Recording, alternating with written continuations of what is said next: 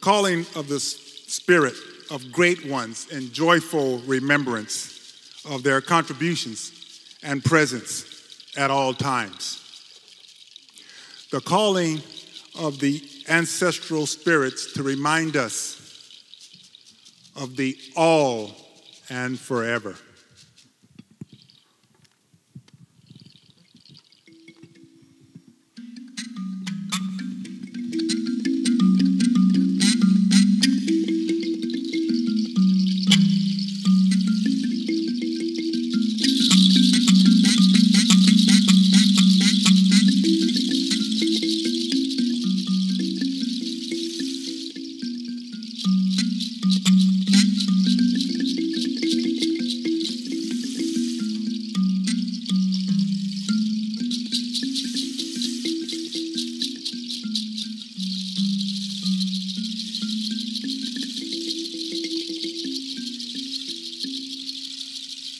O Kalona o Yale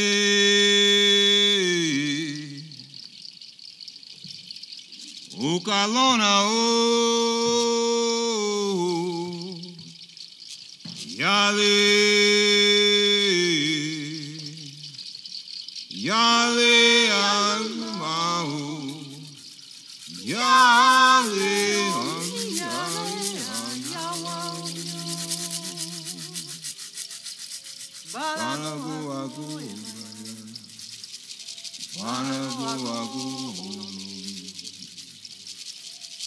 Emaya olado wa woyo emaya. Emaya olado wa woyo emaya. Balago ago emaya. Balago ago olomi. Ukalona o Yale Ukalona o Yale Yale Yaluma o Yale Yale Ayawa o Barago ago emaya Barago ago olomi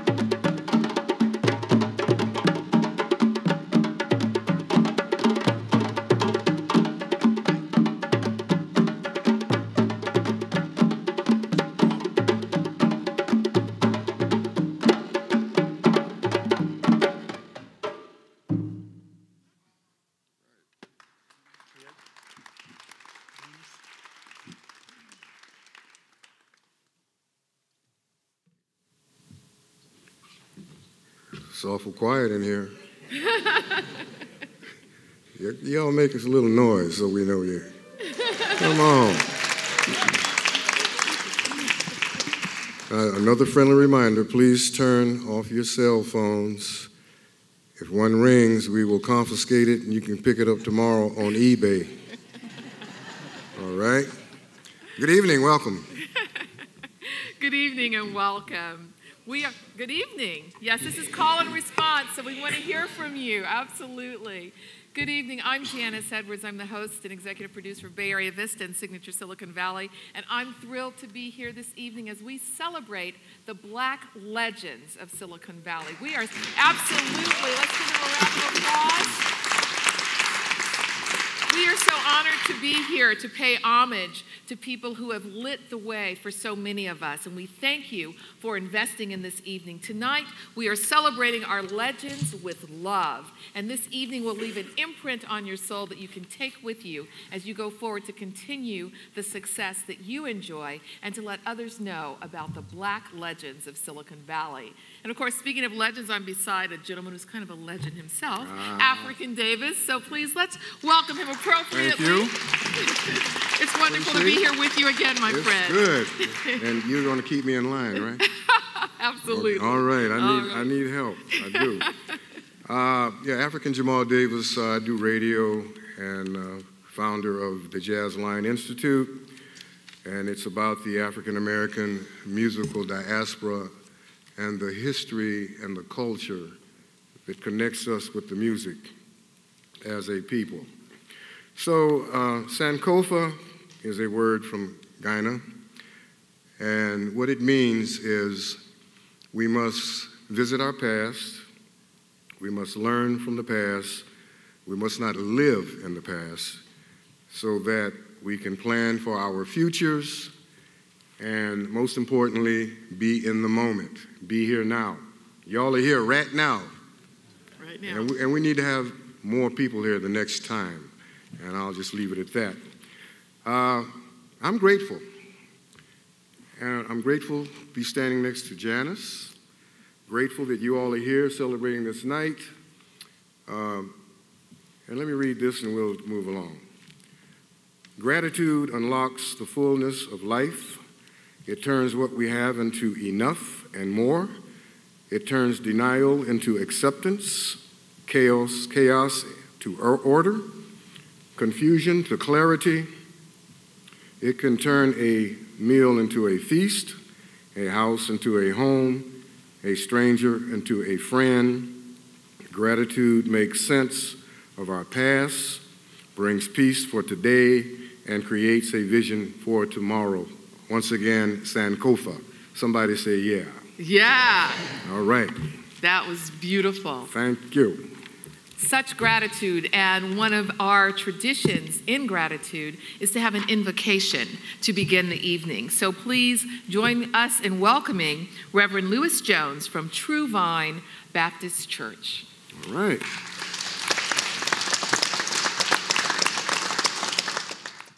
Good evening to everyone. Amen. We're blessed to be in this place. Let us pray. Father God, we come, and oh Lord, as we come, we ask that you would bless this award celebration. Oh gracious Father, we pray that you'd bless the recipients of this award. And God, we ask that you would just touch us in a special way, Master. Look on everyone that's here, Master. Father, we thank you for this occasion. And oh Master, we ask that all these blessings in your name and for your sake. Amen. Amen. Thank you, Reverend. You mentioned that this is during Black History Month, and also it's the day before the Academy Awards, so we have our special awards here right in Silicon Valley just before that as well. Well, there you go. It is my pleasure to introduce the first award, the Alexander Green Award for News and Documentary. This is awarded to those journalists, historians, photojournalists, documentarians, editors, and community people who record local Black community history and events, as well as the broader community and world events. Those individuals who keep the community informed and document significant events that have enhanced the quality of life in our Black community. Our first presenter is a member of the class of 2015. A legend in her own right, the News and Documentary Award bears her name. Please welcome legend Loretta Green.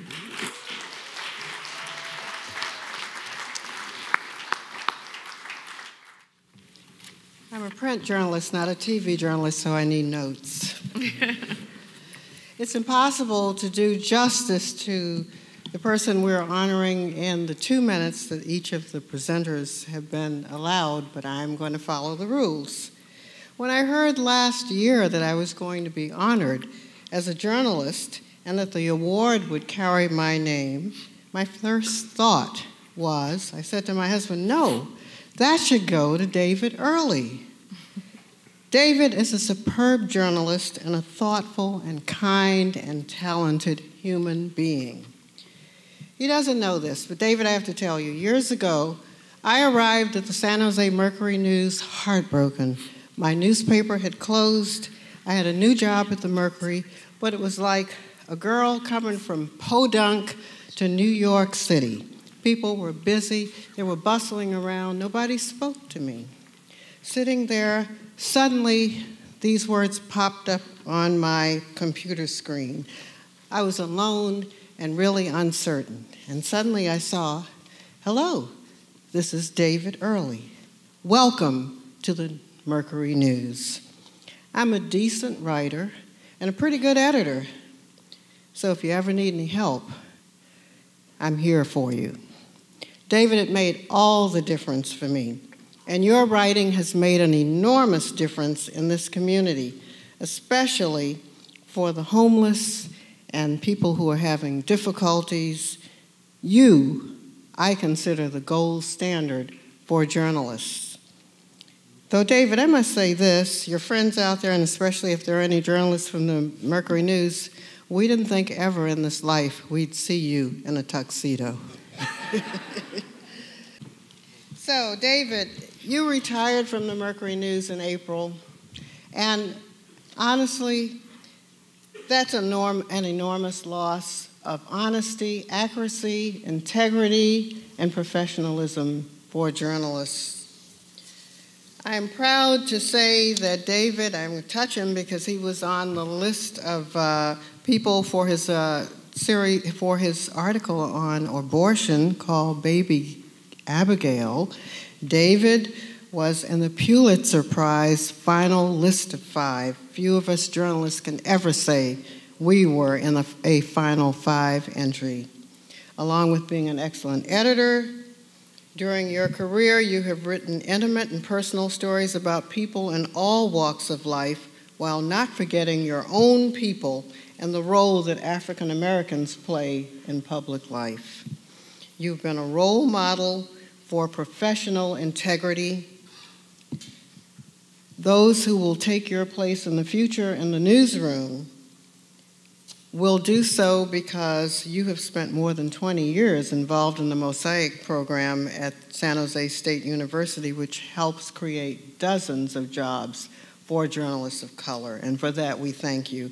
It is my honor, David, and my privilege to present to you the Alexander Green Award for News and Documentary. Thank you. Thank you. Thank you.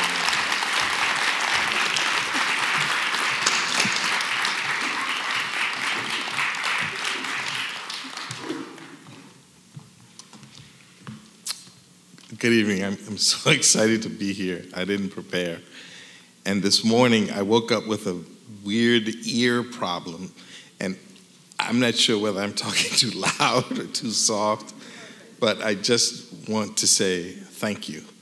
My career in San Jose has been 34 years and 43 years overall, and I love to write stories about anybody and everybody, but I especially love stories about our community. I've written about people in this room and programs created by people in this room, and I have been working hard for diversity as best I can, and I want to say thank you to everybody for helping me and being there for me and moving mountains for me, as I tried to tell the story of Silicon Valley. And the other thing about meeting this group is I realized all of the people I didn't talk about, and all the people I wish I had met and known, and how I'd like to really help to make sure that stories are told. I've met half a dozen people tonight whose stories should be told.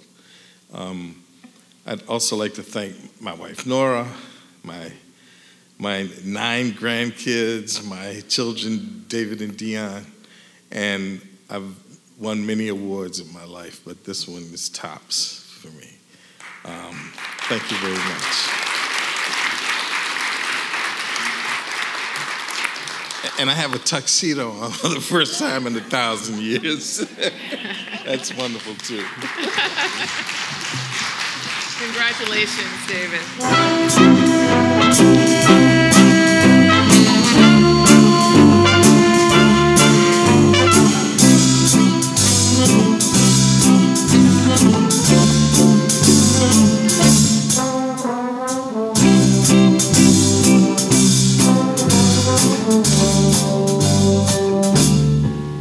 I love it. Start spreading the news. There you go.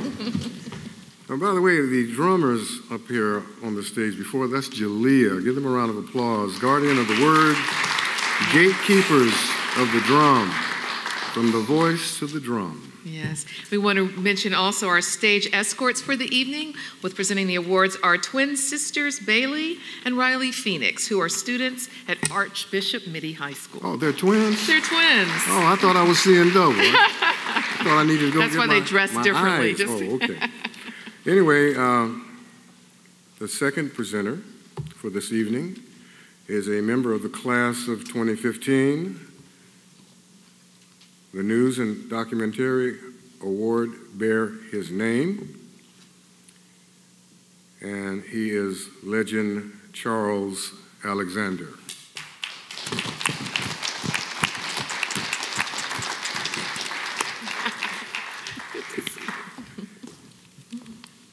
Hey, thank you for that introduction. When you think about a legend, you think about somebody that maybe passed away. Well, I'm still here. And I'm so thankful that I was picked to be a legend. When I came to San Jose on a football scholarship, I decided to stay, but one of the things I brought along, I was a photographer. So I took all events that I went to and kept chronological for the last 50 years. So it took a while, but it was such a joy. And I appreciate having ran this race, and now I can pass the baton on to Michael Cheers for all the things that he is doing now at San Jose State. Associate Professor of the School of Journalism and Mass Communication at San Jose State University, award-winning photojournalist and documentary filmmaker, best known for co-editing for historic 1992 photo documentary Project Song of My People. He also is very instrumental in taking a lot of the young people at San Jose State to Cuba and to other countries because he is a roving journalist. And I'm so happy to present this award to Michael, Dr. Michael Chooks. Cheers, I'm sorry. Where are you?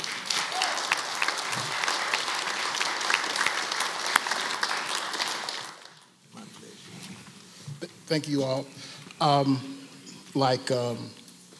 Early,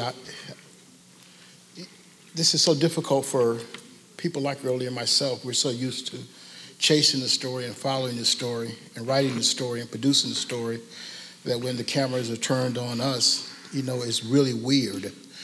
But I am thankful for having the opportunity to have been blessed with the tools to tell our story. Yesterday on this stage was a remarkable lawyer named Brian Stevenson, and he talked about things that are important about covering the community. He was talking about it from a legal standpoint, but it's apropos to the things that I've tried to do. And a few of those things that he said really have stuck with me since his talk yesterday. He talked about the importance of becoming embedded in our community and getting close to our community.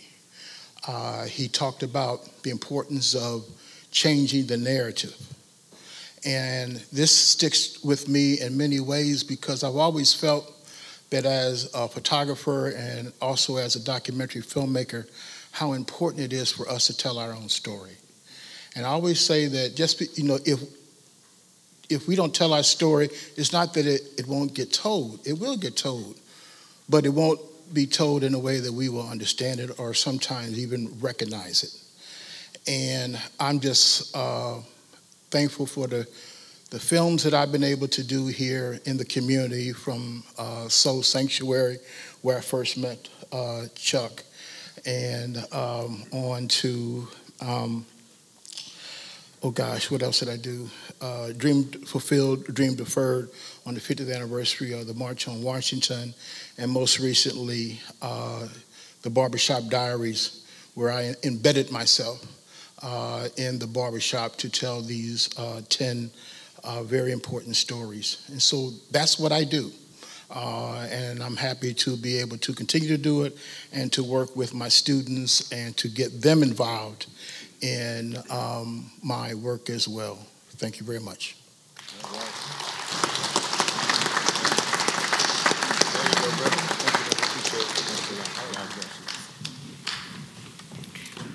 Congratulations again, and Yes. Thank you so much. You know, we talked about tradition when we started tonight, and one of our traditions is to have the doxology in black, the Negro National Anthem. So we will have that at this time.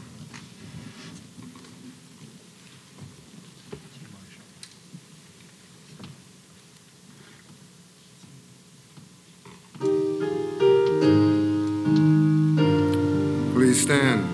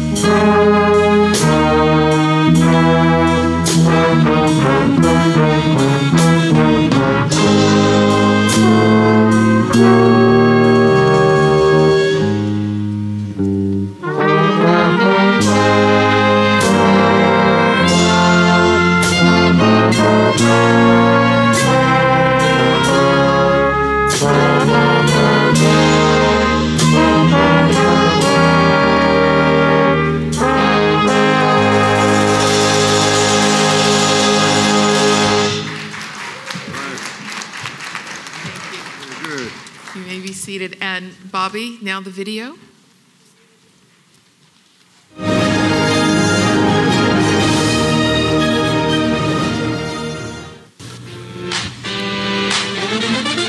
Welcome to the second annual Silicon Valley Black Legends Awards.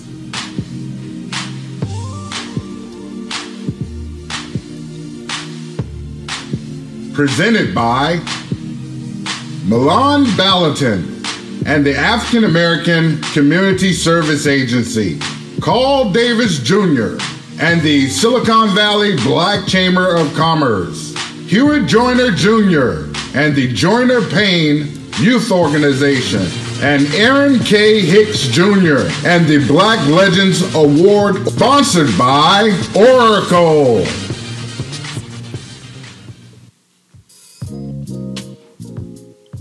Magical, original, joyful, outstanding. Now that's mojo. Yes. And we go magic tonight. Way down.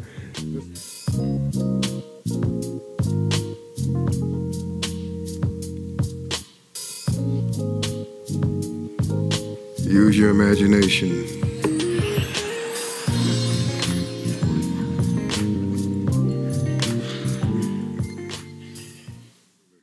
So the next award is the Banks Gage Award for Education, awarded to individuals whom had outstanding careers as teachers, administrators, and policymakers who made significant impact on the access and quality of education services to community and enhanced the lives of people in the Black community. And tonight's introduction and presenter will be Kawanda Gage. Daughter of Henry Gage Sr. Daughter of Henry Gage Sr. And the Education Award bears her father's name. Yes. Welcome. Good evening. Good evening. It's my privilege and honor to stand here before you this evening to present an award in education named after my father, Henry Gage Sr. My father felt that education was important for everyone. He worked very hard to try and make sure that not only his children, the four of us, were able to receive a good education through the system, but also he wanted to look forward and make sure that every child that was out there had the opportunity to pursue those parts of education that were most of interest to them and have those portions of education available to them. And that was a difficult thing for him for a while. He served the community many years in that effort. Tonight I'm here to present the 2017 Black Legends Award in Education to Dr. T.J. Owens. Okay, Dr. Owens basically is another warrior in education like my father, and he worked with him for many years. He taught for many years, also mentored many of the students that came through him, and it's my pleasure to present this award in his honor.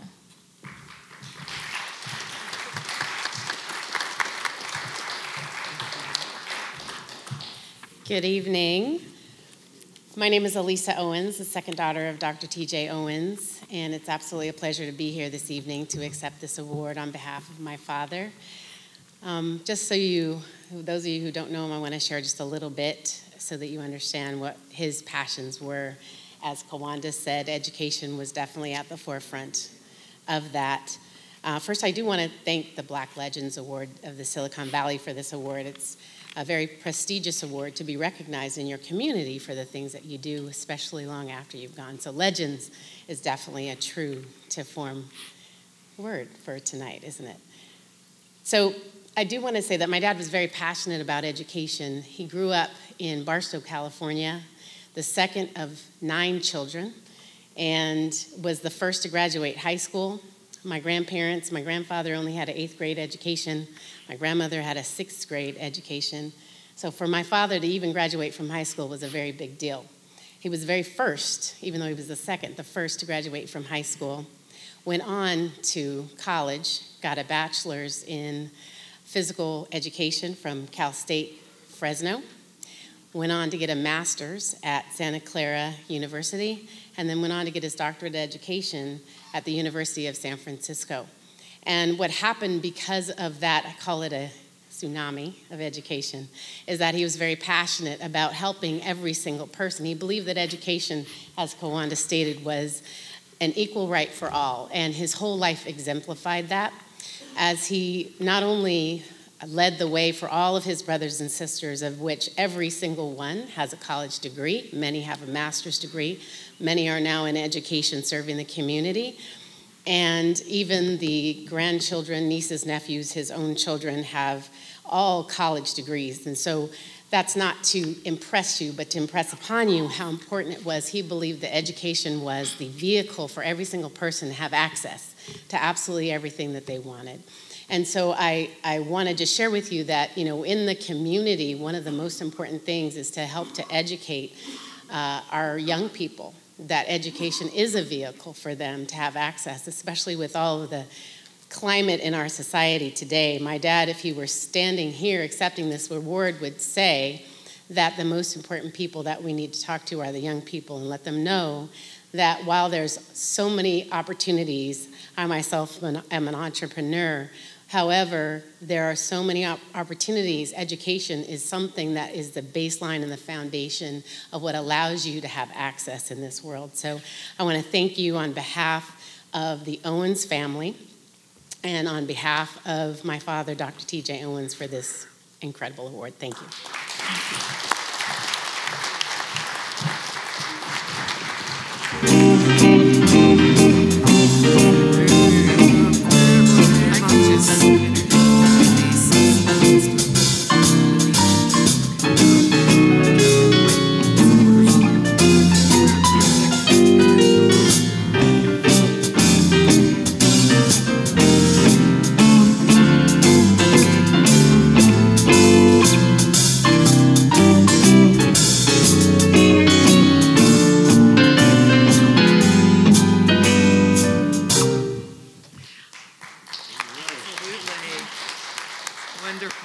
Our next award is the Brown Gross Award for Public Service.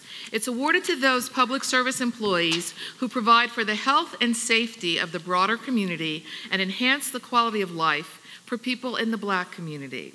The presenter of the 2 awards in this category is the Executive Director of the African American Community Service Agency. You heard his name mentioned earlier. Please welcome Milan Belanton.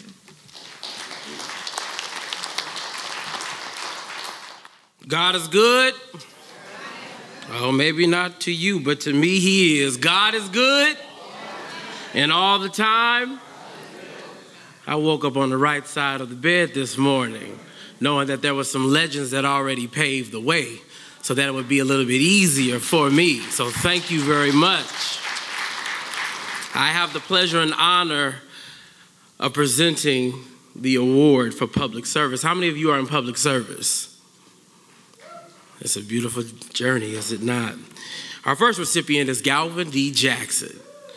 Galvin was born, yes, in Carlisle, West Virginia. Throughout Galvin's life, as a student with perseverance and dedication to the goals of education, moved to become an educator. He has been so fortunate to reach his high goal of being elected as the vice president of the school board for the Mount Pleasant School District. Galvin served in the United States Marine from 1954 to 1957. Currently, I serve on the Senior Citizen Commission with him. He represents District 8, I represent District 7. And his philosophy of life is when what I hear and what I see don't match, I trust my eyes. That's a very deep quote. Ladies and gentlemen, I present to you the Brown Gross Award for Public Service Award, Mr. Galvin D. Jackson.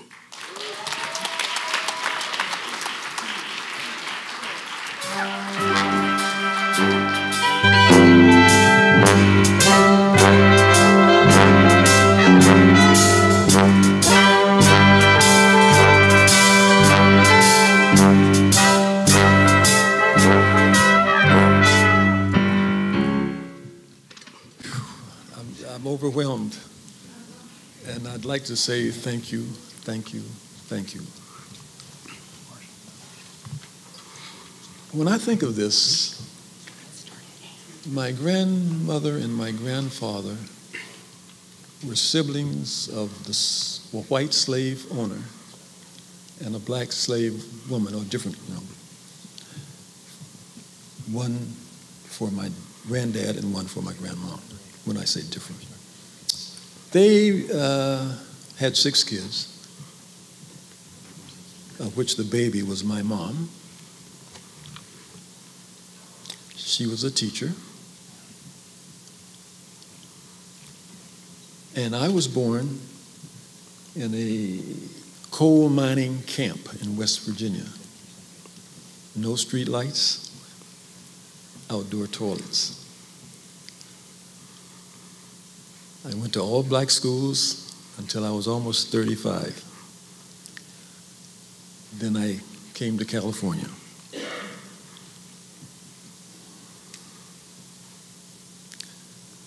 This is such an honor for me.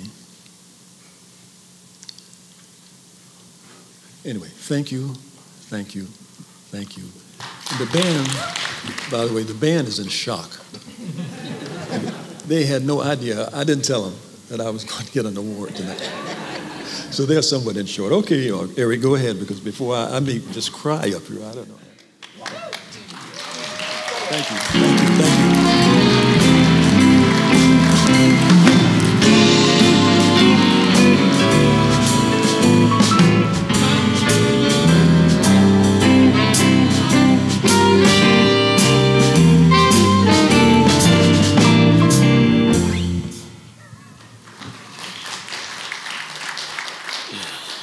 When I grow up, I want to be just like you. Accept an award and go right to work. Our next public service award goes to none other than Miss Iola M. Williams. Miss Williams was born in Hattiesburg, Mississippi. On January 4th, 1979, Miss Williams again reshaped the history as the first African American elected to the San Jose City Council, a post she held for 12 years that included 2 terms as vice mayor of one of the nation's largest cities. In addition to that, Ms. Williams also was elected the first African American woman on the San Jose School Board. Throughout her life, Ms. Williams has served on many boards, commissions, and represented the city of San Jose and us as a community. Her philosophy of life is I don't brag, I get things done. I'm proud to present this award, the Gross Brown Public Service Award, to Ms. Iola Williams. And she has a representative here in her absence. Please give them another round of applause.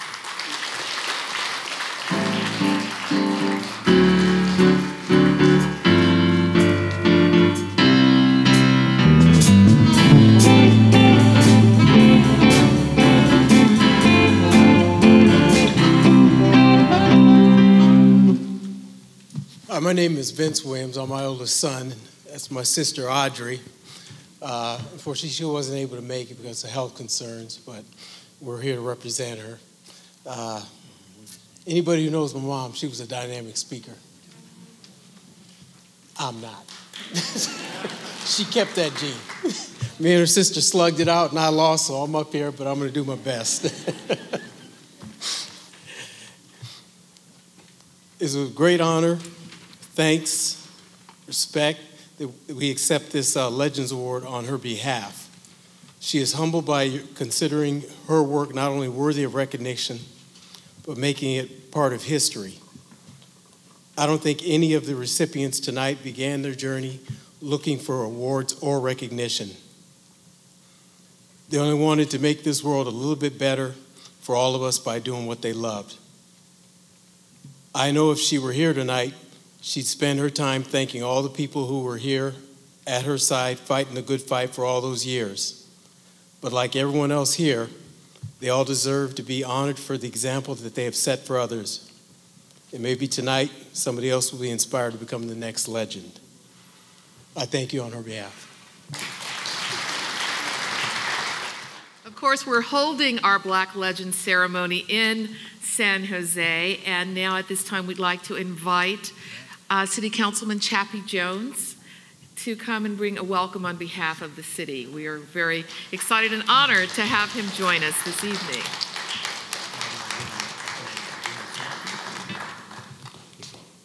Good evening. Good evening. All right. So I was asked to welcome you to San Jose, but it feels a little awkward because welcoming you to San Jose is like welcoming somebody to their own home. Particularly a home that you built. When we think about this award, I think about it as honoring legends, but it's also our legacy. It's a time capsule of all the innovators, motivators, some agitators, poets, educators, artists, and all the other tremendous contributions that people have made to San Jose. When we look at the history of San Jose, and when that book is written, they're going to know that black folks were here, that we built this, we made a difference. I had a woman call my office, and she made a request for me. She wanted me to have all the black people in San Jose shipped out on a bus. And she only wanted us to spend $24 per person. I didn't know if I was more offended at the fact that they wanted to ship out all the black folks or they only wanted to spend $24.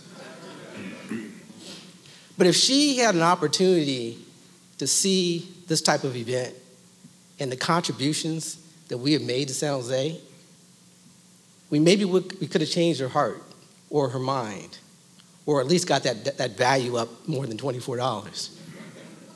So on behalf of the Mayor Sam Liccardo, the City Council, and the City of San Jose, I want to not welcome you, but I want to honor you and salute you for what you've done. So thank you very much. All right, thank you. Thank you very much, Councilman. And speaking of mojo, got to point this out, Mr. Jackson back here, Galvin Jackson, his mojo is working. That's an acronym for Masters of Jazz Ordained. I like swing that. Swing it, baby, swing it.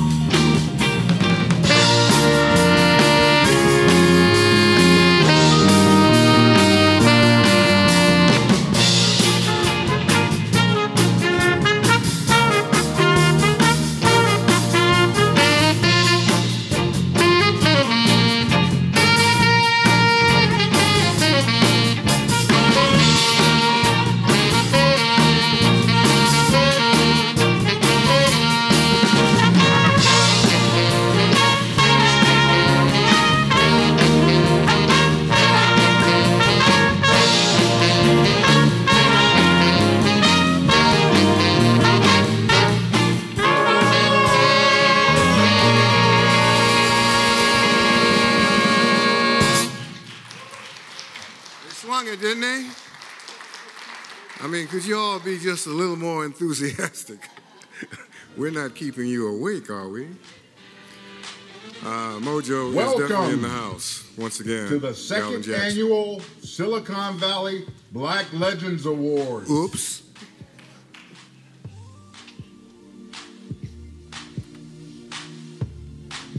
Presented by Milan Ballatin and the African American Community Service Agency, Carl Davis Jr., and the Silicon Valley Black Chamber of Commerce, Hewitt Joyner Jr., and the Joyner Payne Youth Organization, and Aaron K. Hicks Jr., and the Black Legends Award, sponsored by Oracle.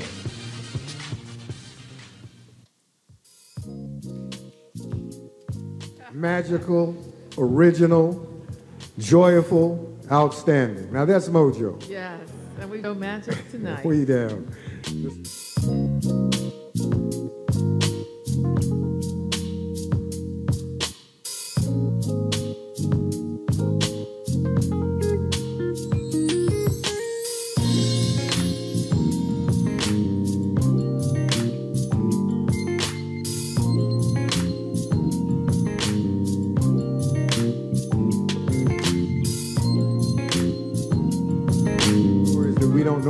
Those are the things that we don't know about our history, and it diminishes us on many levels.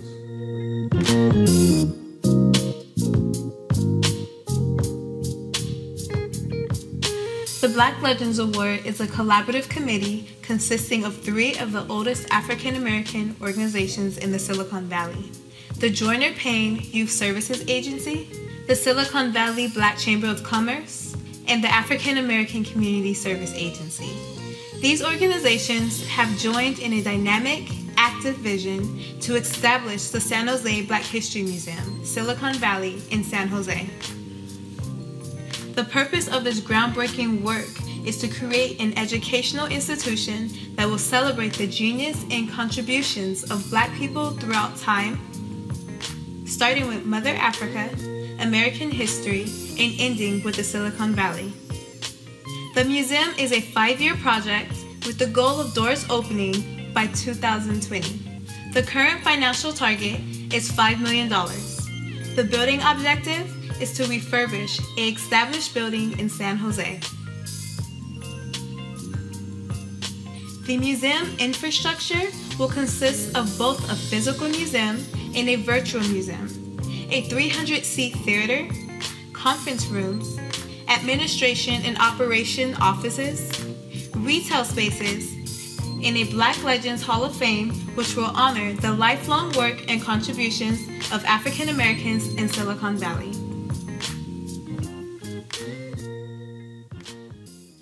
Introducing the 2017 Black Legend Awardees.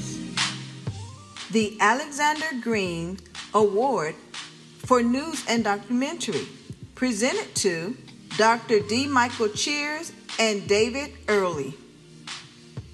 The Banks Gage Award for Education, presented to Dr. T.J. Owens.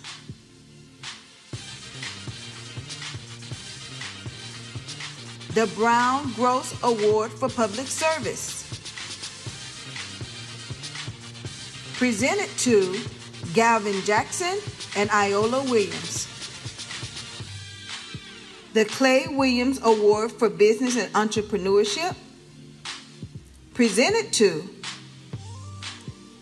Charles Jones. The Dean Green Award for STEM, presented to Deborah Watkins. The English Higgins Award for Health and Medicine, presented to Dr. Florine S. Pardue. The Hardman Sweet Award for Law and Justice, presented to Eileen Cassinet and Judge Ladoris Cordell. The Harris Washington Award for Spirituality, presented to Reverend Dr. Herman Hyatt and Reverend Dr. Sheila Robinson.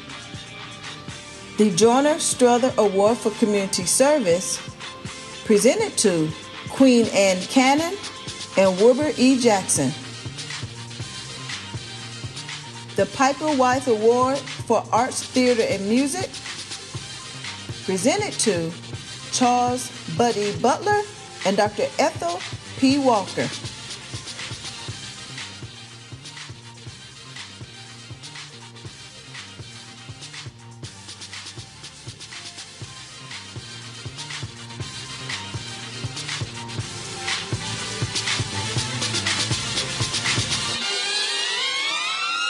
And now, your host of this year's Black Legends Award, Janice Edwards and African Davis. Good evening once again, and Hello. welcome once again. Hello there, hello. So good to see you. Yeah, it's so good to see you. Shall we dance? Let's that continue song- with the awards. Oh, okay, ceremony. all right, Okay. let's do that. So, We'll dance later. Okay. Okay. So the next award is Clay Williams Award, Business and Entrepreneurs.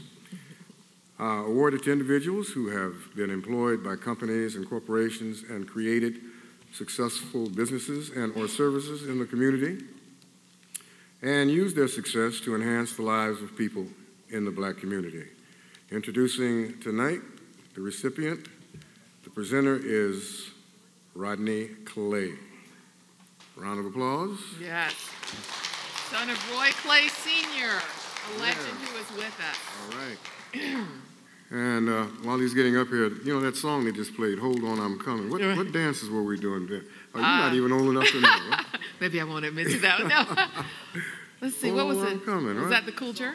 I'm glad they invented the bounce, because when you get to be my age, you don't want, you just want, you know, It'll work all the time. Just work it. I like that. All right, Yes, but I like that. Hold on, I'm coming, because that's something that we've said many times. We've said that to our dreams, too. Absolutely. You know, you have a dream, and people had vision that has led to the Black Legends Awards that we're doing tonight, and that's what it's like sometimes. You're in the middle of it. It's like, hold on, I'm coming. I'm There not you go. giving up. We will have other great songs those like dreams. What's Going On, Keep On Pushing. Exactly. Yeah, great song. Exactly. It's like part of our heritage. So y'all having a good evening? Huh? Could you be just a little bit more enthusiastic? Just one time for me. Come on. Let's just let it rip. All right. Thank you. This is where you can use your outdoor voice and really enjoy and celebrate. That's what we're doing is we celebrate a legend who is coming to the stage right now, Roy Clay Sr. Let's give him a round of applause. We're so honored to have him with us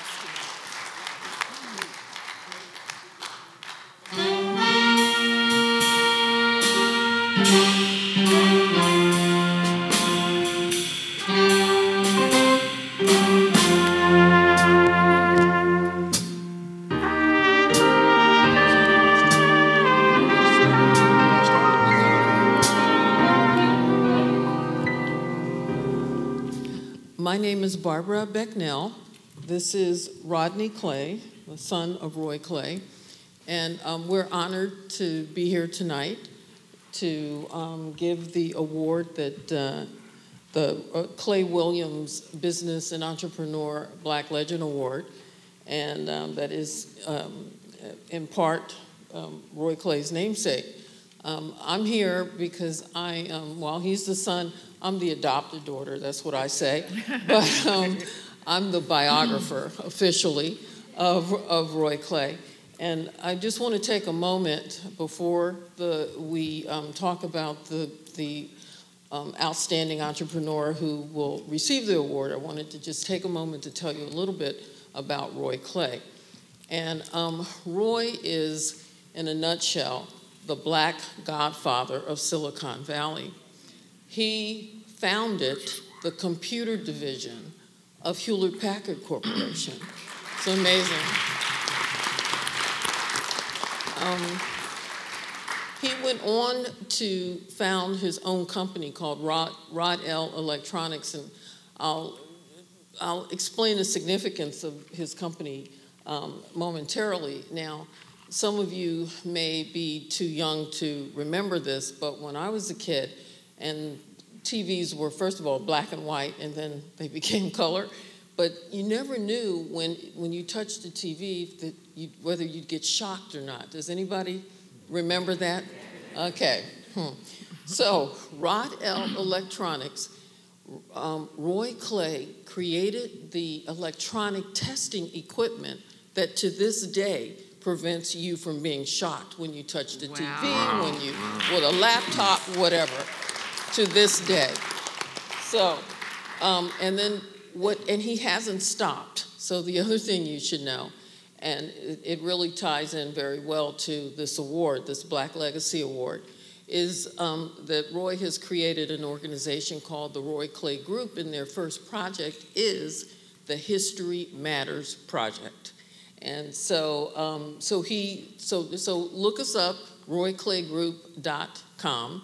And so we're still, his legacy continues. He continues to work. Now, with that, I'll hand it over to Rodney.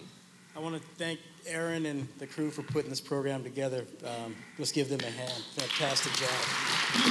It's good to see friends I hadn't seen in years. Mr. Azariah right there, Sister Sheena, I haven't seen them, and Mom's right there. And how long? 35, 40 years.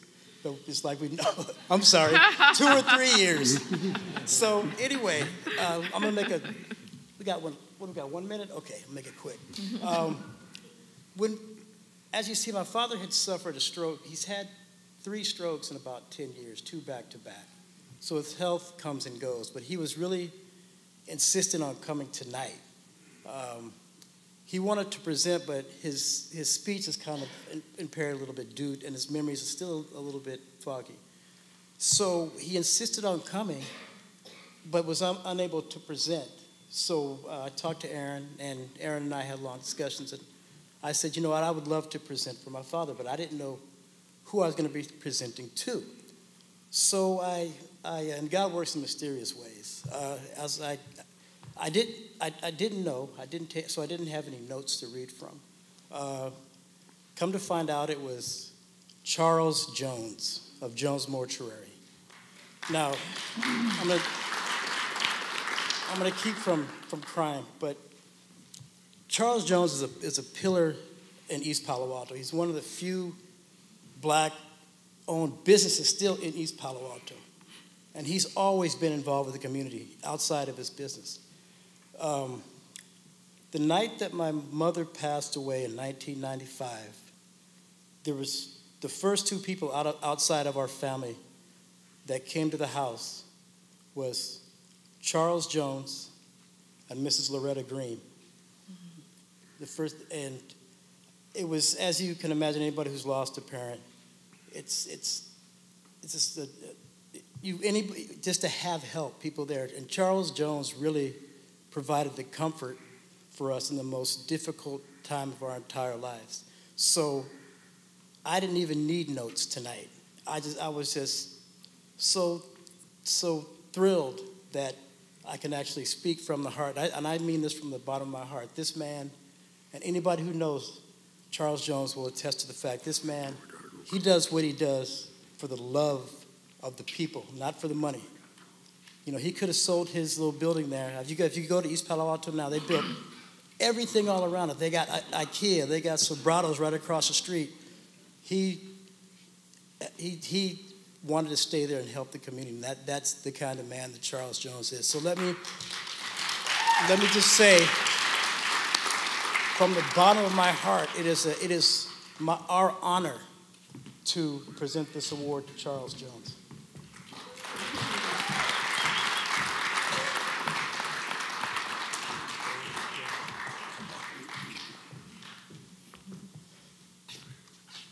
Thank you very much. One, I'd like to say thanks for giving us this award.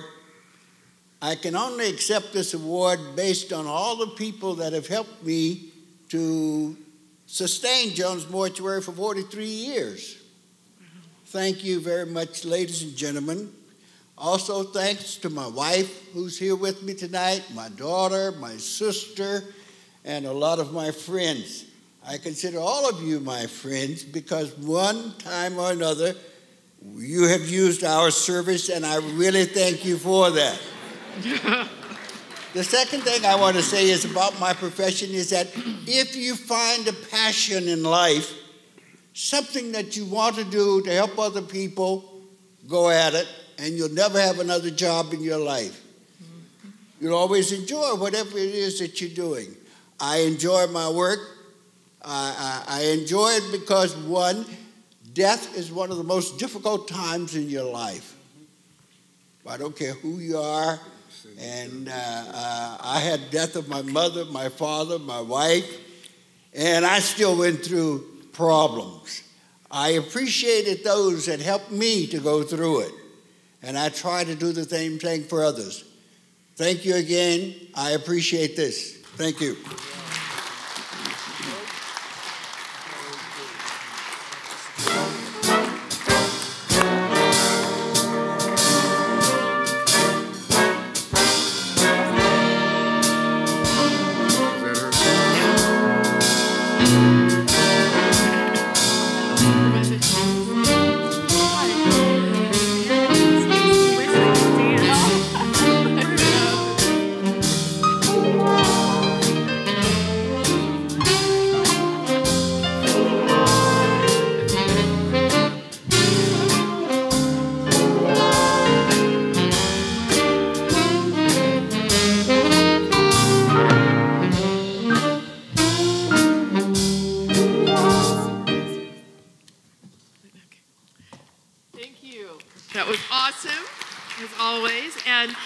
Pleasure to introduce Supervisor Cindy Chavez, who's joined us this evening as well. Thank you. Thank you.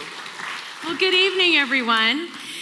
I was saying as I was listening to this music that I almost wish I could dance. And she said, oh, just try it. And I was like, well, no, we don't have time for that humiliation this evening. We're celebrating the great accomplishments of others, not the klutziness of me. But the reason I wanted to be here this evening is really to say how deeply proud I am to live in a place like San Jose and Santa Clara County. And part of the reason I'm so proud of that is the leadership that has come from this county, from all walks of life, all colors and creeds, has made this one of the best places in the entire world to live, work, and play, and worship, right? The thing that I find so powerful about this program is that it reminds us of just the incredible human accomplishments of people who've come from here.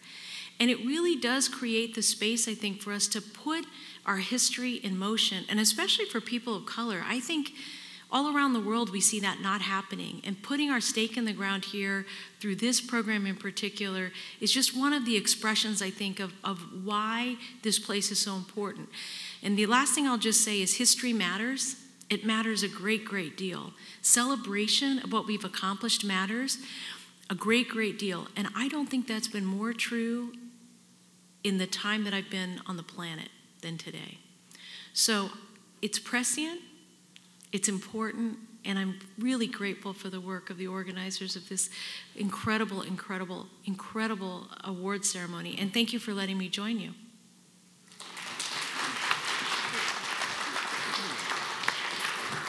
Thank you so much for joining us tonight. We are honored, and as you said, history matters, and we are excited to have living legends with us and to continue to celebrate our history.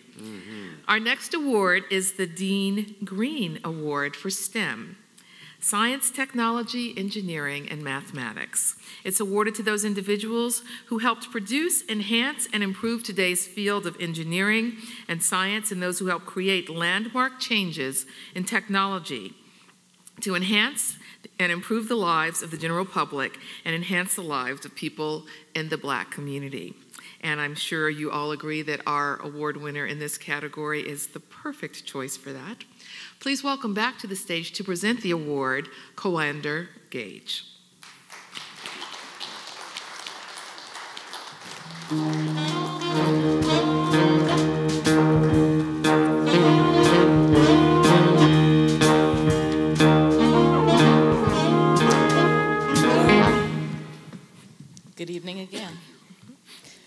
I have the honor once again to stand in front of you to present an award that's been named for someone that was very close to our family. From our early days in San Jose, we moved to San Jose in the 60s. Frank Green and his family were friends of our family. We went on, we grew up together. Our children, all the children, I guess you could say, ended up hanging out together a number of times, even to the point that my brother ended up marrying one of the Greens. And anyway, we're now family. So basically, what I'm here to do tonight is just to tell you a little bit, first of all, about how that history came about, what we saw in Frank, in the sense that we saw a black man who had his own business, who sold his business, who started another business, who sold another business, who flew his own plane. Now, how many of you can say that in those days you knew a black guy that had a plane and flew? Now, that didn't happen very often. So he presented a lot of very positive images to all of us, including the fact that he was a business owner. He looked to try to pursue providing that sense of guidance to all the children and things that he knew also, even to the point that he formed a program through his nonprofit where he taught what he called VRE. He tried to instill in the youth a sense of responsibility, a sense of involvement, a sense of accomplishment, a sense of well-being. And he also tried to teach them the importance of their sciences and the engineering and the education. Through those programs, the person that I'm going to be presenting the award to tonight has evolved. She's come through the same thing. She runs one of the programs that was named on his behalf. STEM is a very important element, and I would like to be one of the first tonight to present the award to Deborah Watkins.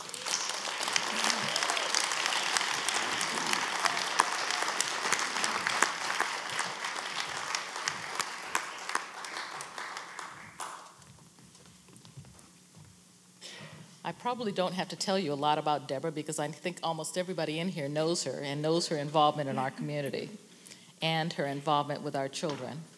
And I say our children because not only my generation, but my children and my nieces and nephews. Thank you, Deborah. Yes.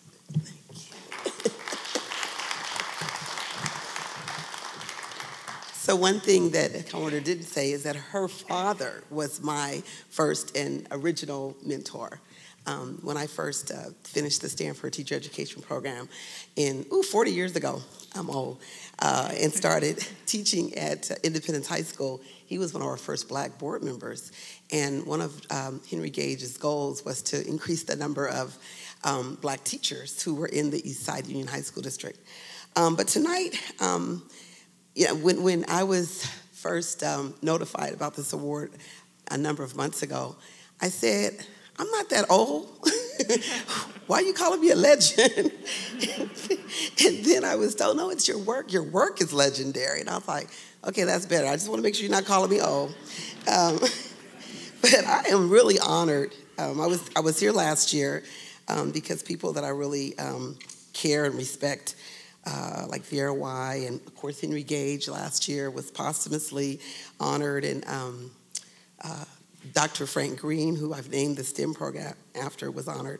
But tonight I'm accepting this award on behalf of some young people who I invited tonight because I want them to take over this work, and they want to take over this work. So praise the Lord, hallelujah. So I want to have Carla Brown stand. Carla stand, Nyesha, Marie Frazier, Yodit, everybody stand up, Yodit, Nagash, did Yodit make it? Yalan, Melbourne, stand up, and Yodit's friend, I haven't met him yet, and stand up, Scott. So, wait, stay standing, okay. It's very important that they remain standing because, we're like being inducted into the Legends Hall of Fame, and we need people to take our places, right? So I wanted these people, these young people who really want to do the work that I do. They have said that to me. I want you to see who they are so that you can encourage them to do this work. And also, my only child is here tonight. Alicia, would you stand up? Where are you? They got here a little late with my granddaughter. And stand up my daughter, Alicia, and my granddaughter, Imade Oko. And yeah, I brought my own cheering squad. But honestly, it is incredible. It's an incredible pleasure, incredible honor, I should say, to have a program like the Green Scholars, where 100% of our students go to college, 90% graduate in 4 years with their BA or BS degrees. Because some people go to college and they never get out. But our kids, 90% of them get out in 4 years. And more importantly, 60% of those degrees are in STEM fields, which is 8 times the national average for Black students. So, and just today, our STEM program here in Silicon Valley, the Green Scholars Program, met. We live with at Cypress Semiconductor, rent-free, Fortune 1000 company. The founder has been my angel investor for 18 years. He loves this program. There are 150 kids in the Green Scholars Program currently. We are at capacity. And now the next phase of my life will be replicating the Green Scholars Program around the country. Thank you. Congratulations. Congratulations. So the next award is the English Higgins Award for Health and Medicine, awarded to those doctors, nurses, and health practitioners whom provided health care to people in the border community and enhanced the lives of people in the Black community. And the presenter for this is legend Dr. James B. Higgins and Juanita English, both legends, both from the class of 2015. So while they're walking up to the stage, if by some chance we all did decide we were going to get up out of here, music would suck, there wouldn't be a good vocabulary, style would go out the door, there'd be no street lights, and sports would be boring. So y'all want us to stay here. Yeah, I think we have to stay there. I think so. We can't afford those changes. All right. Welcome, Miss English. How you doing? You want to do here? Yes. Whatever you're delightful, go right ahead. Good evening. Good evening. My name is Juanita English, the wife of Leo V. English. Yeah, and I'm Brad Higgins. I'm very honored to be in the first class of the Black Legends, and I'm especially honored to share the award with Dr. Leo English, who is one of my heroes. And tonight we're going to present the English Higgins Award in Health and Medicine to Dr. Florine Stewart Poyadu. She's came to Silicon Valley in 1967. She's the CEO of the Parents Helping Parents, a nonprofit center committed to the welfare, health, education, and well-being of children with special needs. Dr. Poyadu is a credentialed master teacher, marriage, family, child counselor, and registered nurse. She's best known for being a great speaker. I am very aware of all of her accomplishments. So we'd like to welcome Dr. Poyadu to the stage to accept this award.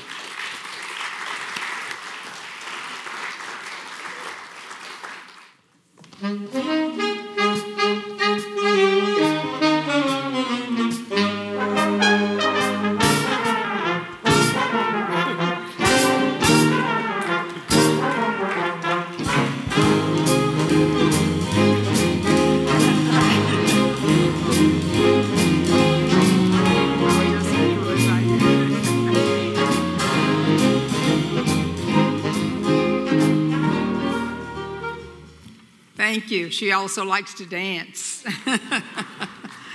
I'd first like to say thank you to those wonderful people, especially for those of us who have a little bit harder time making it up the steps. This is indeed a great pleasure and honor to receive this award. And I'd like for my first thanks to go to Mr. Aaron Hicks, who has just done a marvelous job, and amen. And he has been so kind and gentle to a lady over 59 who has to ask the same question sometimes twice, especially when she has to email it, and she wasn't born in the day of emails. But he has just been wonderful. And the other two agencies, these three agencies, being gracious enough and everything else to get together and do such a thing as this award and the center that is being planned. Sometimes when people ask me, how did I even have the audacity to try to start Parents Helping Parents, which is a parent-directed family resource center for children with special needs, I usually have two quick answers for them. Number one is the tolerance and support of my family, my wonderful husband, Octave Anthony Poirier, who is home taking care of the house this evening for a change. The guy has put up with an awful lot from me and my actions having to go here and there, a lot of going. And also my 4 children have been tolerant and supportive and very much involved in my activities. My oldest son, Turhan, is here with me tonight, and I have another son, Keith, that's living in Reading. My daughter, Jill, lives in Redwood City, and my son, Dean Archibald Anthony Poirier, lives in Santa Maria with his wife of the last 16 years, and I give you all that information because he happens to be my son who has Down syndrome.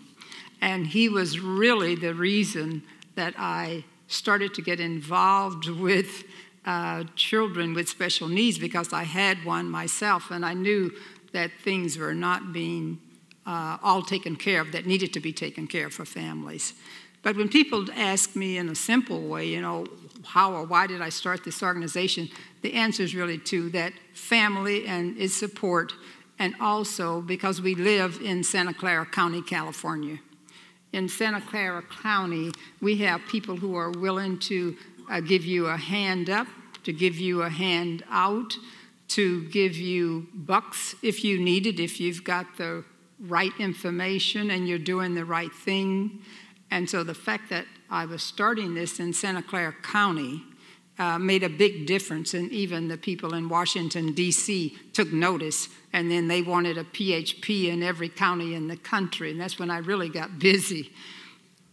And so it's just a very important thing. If you happen to know a family that has a child with special needs, be sure they know about Parents Helping Parents. It's right here in Santa Clara County and across the country and literally across the world. So thank you very much.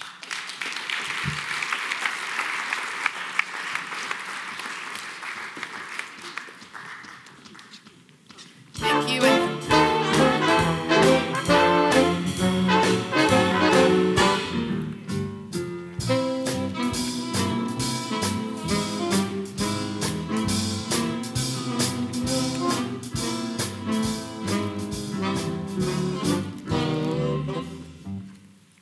And congratulations again. Thank you for your service.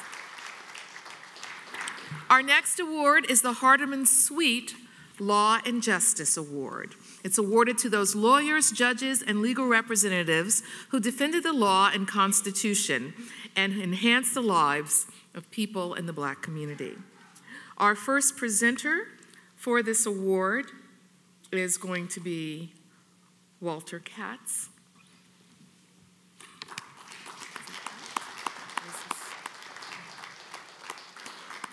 This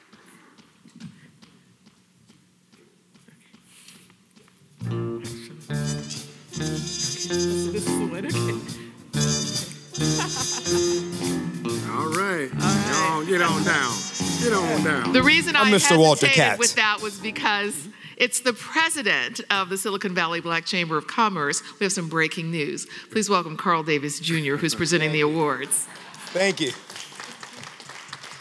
I'm stepping in for Walter because he couldn't make it and he had some family emergency. So Walter was going to introduce Eileen Cassidy. Where's she at? Oh, okay. She's ready and waiting, and well-deserving. I know Eileen and her family, and, you know, anybody who knows Eileen knows that she's this tireless volunteer worker. She's on every committee. I mean, that's why this is so appropriate for her. But she does something that's very serious for us. I mean, as someone who serves as an attorney, she works for different corporations. She has her own company. You know, it's very important that we know things about the legal system, because at the end of the day, a lot of us could have been locked up, myself included. We need to change the way this system is, you know, systematizing, sending us to prisons. And although Eileen doesn't personally stop that, but she's a part of making sure that we understand our legal rights and things we need to do. So I'm just going to say a few things about her. As Walter would have said, he would have said for the past 3 decades, Eileen has worked tirelessly to promote diversity, global inclusion, social and public justice. And it's my sincere pleasure, ladies and gentlemen, to introduce Eileen Cassidy.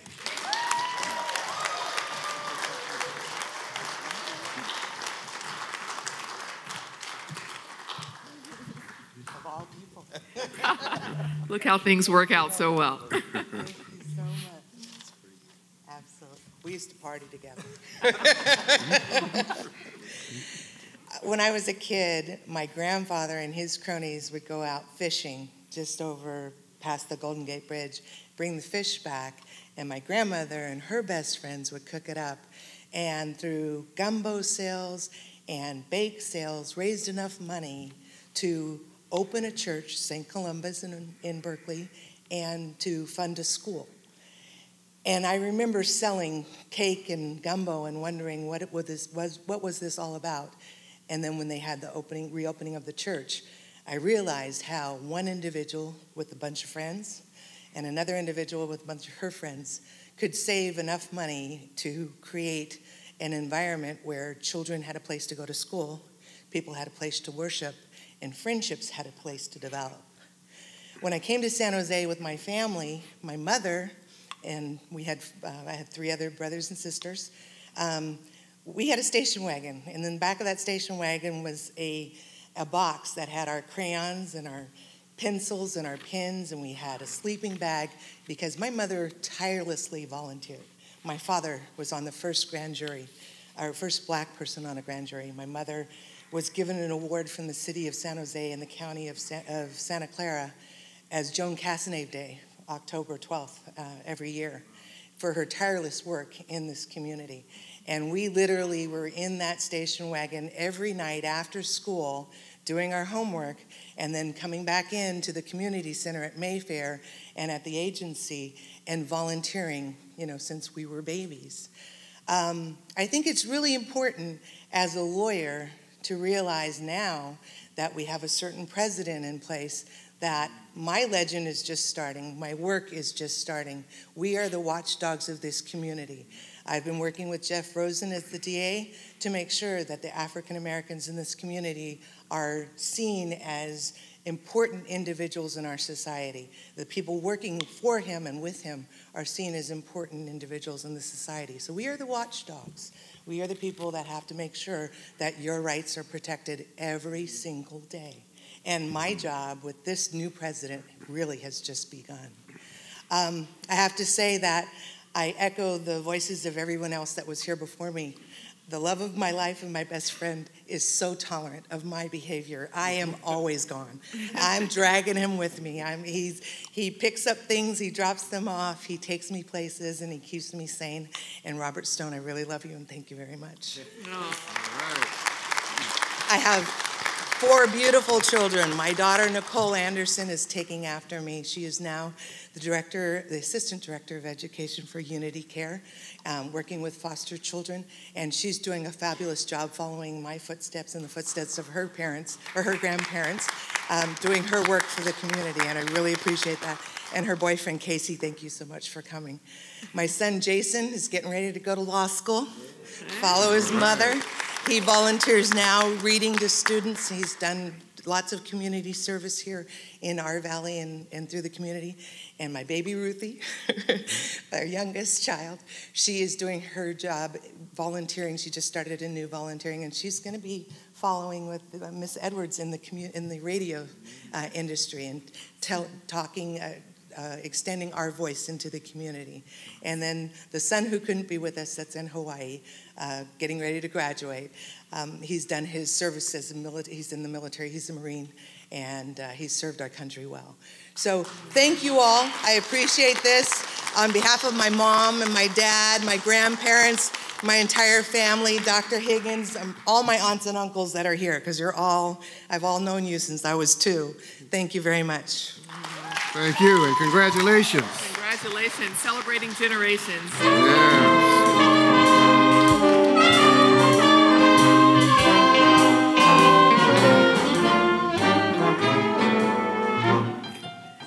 Take it away, Mr. President.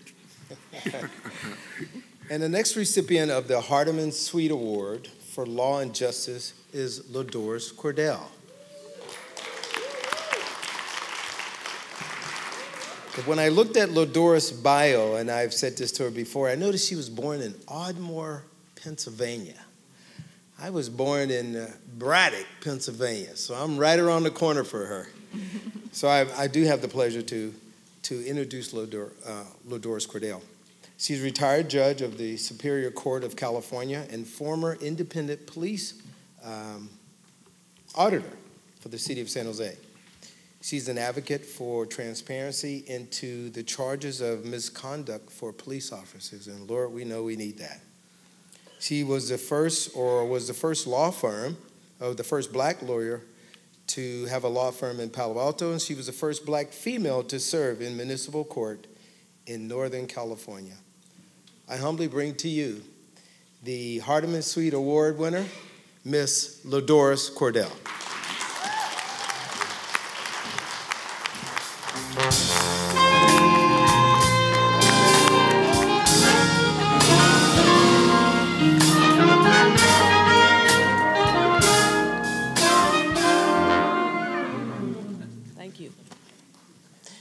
The first black person to settle in this county was named James Williams, and that was in 1849. That same year, Sarah Thompson was the first black person to live in the city of San Jose. 3 years later, in 1852, the census recorded 49 African Americans living in Santa Clara County. Today, while there are many more of us, we are only 2.7% of the county's population. And even though our numbers are small, we are leaders, we are talented, we are creative, we are resilient, and we have the potential to be a powerful influence in Silicon Valley. One example of that potential is the collaboration of the Joyner Payne Youth Services Agency, the Silicon Valley Black Chamber of Commerce, and the African American Community Service Agency that are working to establish Silicon Valley's Black History Museum. I am honored to be included among the wonderful individuals who have been declared Black legends by these organizations and by you all. And I congratulate Eileen. You give lawyers a good name. Truly, thank you.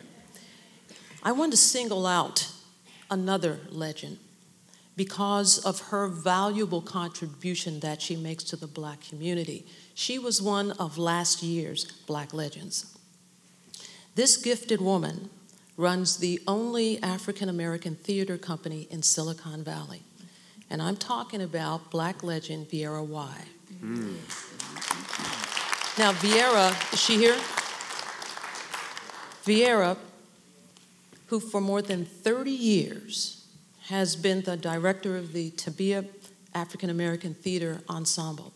And last week, I had the pleasure of attending G's Bend performed by that theater company, and it was, in a word, outstanding. I do not understand how Vieira has managed to keep this ensemble going for 3 decades when you consider the fact that their funding is minimal. Oftentimes, they barely get by. I do not understand why Silicon Valley's only Black theater company does not receive substantial financial support from us, the Black community. What I do understand is that that must change, and it must change now. It's fine to make Vieira a Black legend, but that title doesn't keep the lights on and the rents paid. This theater company celebrates and preserves the legacy of Black folks in this valley. For this reason, it must not only survive, it must thrive.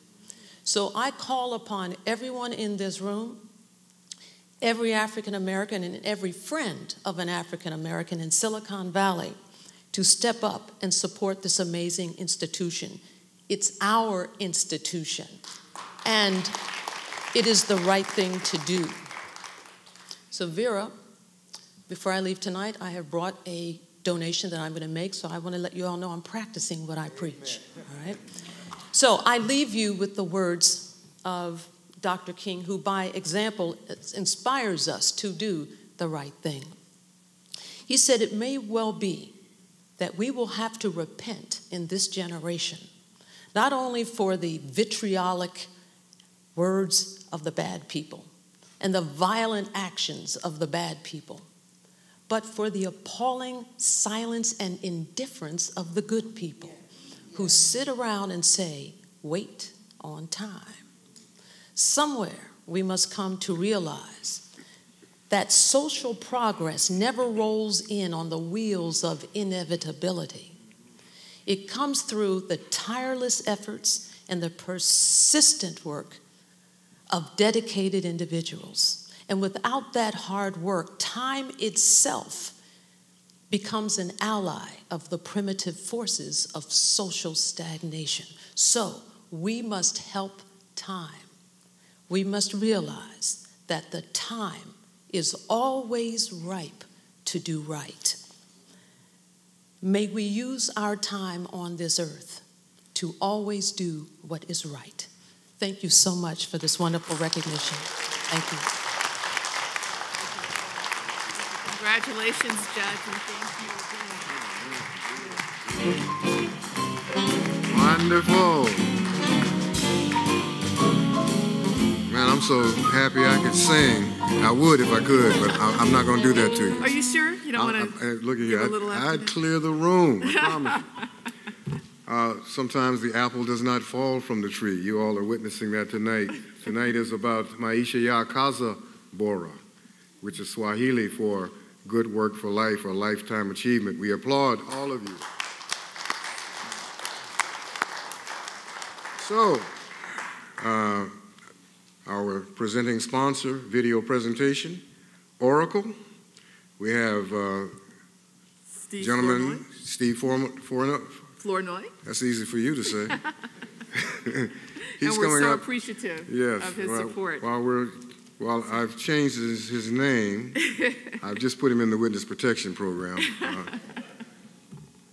He's on his way up. Means working in an environment with people from multiple nationalities, ethnicities, origins, sexual preferences, all of us working together in one environment where everyone's ideas are appreciated and everyone is treated equally. Diversity and inclusion drives more collaboration and a more fulfilling work environment, a sense of community, right? A sense of well-being. When we bring those, wealth of ideas, perspective, and background, and we put them together, it creates an environment that fosters innovation, that creates innovation, and certainly that's valuable for a company like Oracle. Diversity and inclusion are part of the strategy that Oracle and myself are using to really build a world-class team. I strongly feel that if you can't be authentic at work, and whether that be around a diversity or it be about something that's going on in your life, you lose your effectiveness. Think about working for a leader, someone that you loved working for. More than likely that person was an inclusive leader. What made them inclusive is they sought you out. They asked you for your input. Organizations that are ethnically diverse perform 35% better than their peers. Teams that are more inclusive perform 80% better when team assessments are done. And organizations that have women on their boards outperform their peers as well. Understanding as a leader that you also drive the culture in which your team actually produces results. So it's really about helping the leader understand how they show up as a leader, how they can walk the talk, and the importance of modeling, not just saying that diversity and inclusion is important, but modeling that behavior. When you're calling on a diverse range of customers, from banking to small businesses, from entrepreneurs that are owned by women, they expect to see an Oracle that knows how to deal day in and day out with these different companies of all different races, creeds, backgrounds, sexual orientations. For me, there is absolutely no option that I would work in an organization where I couldn't be myself, where there would be a risk if I used the wrong pronoun and came out, so I couldn't talk about my wife. The value I get of having a diverse team that feels they're included in the overall execution of the strategy so we can win in the marketplace day in and day out is really important to me. The important thing about diversity and inclusion is all voices are heard and everyone has equal input. So to me, diversity really is the linchpin of innovation and progress.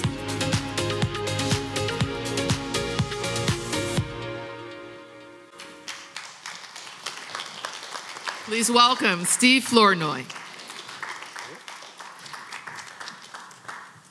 I'd like to give you guys greetings from the Oracle Corporation. Barbara Williams, who is the director of our diversity and inclusion, wasn't able to participate tonight because of illness. So I'm Steve Flournoy. It's pronounced various different ways, but I accept that one. And I'm principal sales consultant for Oracle Corporation. And I'm very proud, and we are very proud to be here to sponsor the Black Legends of Awards fundraising activity and the future establishment of the San Jose Black History Museum in Silicon Valley. I wanted to take a couple of moments just to really give you kind of an idea of what Oracle is all about.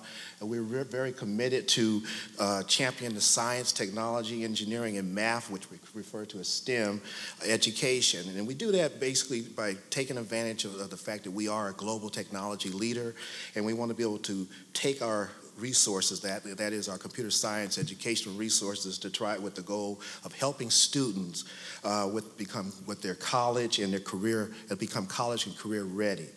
And we also focus our attention on our employees so that they can share a common interest, their backgrounds, their life experiences through what we call employee resource groups. And one of those, out of those 5 employee resource groups, one of them is the African American Business Leaders for Excellence, which we refer to as ABLE. And through these groups, we support recruitment, retention, and mentorship as well. And then we impact the community through volunteer efforts. We also are instrumental in community partnerships, and we support various different groups as well. The Green Scholars Program is one of those groups that we've supported for the last 7 years in both their science fairs and also in scholarships. So we're very happy to be a part of this ceremony, and we congratulate the Black legends that are being honored tonight. Thank you very much. Thank you. Thank you for your support. It is our pleasure at this time to invite to the stage the San Jose Black History Museum Silicon Valley Planning Committee and Black legend Hewitt R. Joyner, Jr. Please give him a warm welcome. Oh, a warmer welcome than that. He's one of our visionaries and leaders who helped create the Black Legends ceremony. Yes. Hewitt. Thank you, sir. You wanted your music.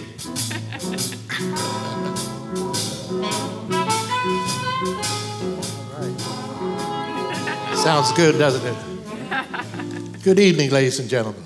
Evening. How do you like the band? This is the Metro Big Band I just want to let you know that they're all here donating their time, all right, so that we can promote our cause. I thank Oracle and my brother Steve, another one of the 100 black men, for their support. I just want to remind you why we're all here. We're here because it's time for our voices to be heard, our faces to be seen, people to understand the contributions that we've made, not only to Silicon Valley, but to the world. I spent 20 years working at San Jose State University teaching, and I had young people from all over the world that I had the opportunity to work with. And their understanding of black people was little to none. What they did essentially is they followed what they had learned from their peers, from the papers, and had no sense of understanding of the contributions of who we are and what we've done. I spent the last 18 years working with young people who were in trouble, people who needed images, people who needed to be able to see themselves in a positive light. And, playing the game, the funding game, where you get less than you ask for in order to try to run a full service program and accomplish what you set out to do and still not get enough money. So I decided that one of the things that we need to do is have something that's permanent. We needed an institution, an educational institution, where young people, all colors, not just black people, can come out and find out who we are. You go back to the basis, you go back to Mother Africa, and you look at where we were and what we were doing before Christ. Okay? You think about Hannibal and his escapades through southern Europe. You think about the great sailors that came out of Africa, the great contributions in terms of agriculture. I was going to say landscaping, but architecture. So that's just part of the story. How did we get here? All right, and is it the only way that we got here because we were slaves? No. Okay. Somewhere along the time that Christopher Columbus was discovering America and the indigenous people who were here, there was a tribe in the Los Angeles basin of black people. Okay. Now, I'm not going to sit here and tell you we discovered America, but all right, people need to know what the history is. So essentially what we want to do is we want to set up a museum that has 6 standing exhibits, Africa certainly being one, the transition, the voyage, the journey. Basically, people need to know where we came from and where we ended up. Most of the black people from Africa did not end up in the United States. They ended up in South America. Slavery. That story just needs to be told. But as we tell these stories, we need to tell also, people need to understand the ingenuity and the resilience of us, and the fact that even despite all those conditions, we were still able to be creative and ingenious. We want to talk about the Reconstruction period. The Reconstruction period was right after the Civil War, the Emancipation Proclamation, we were free, supposedly. We need to find out, people need to find out what happened during that particular time and how freedom was not realized.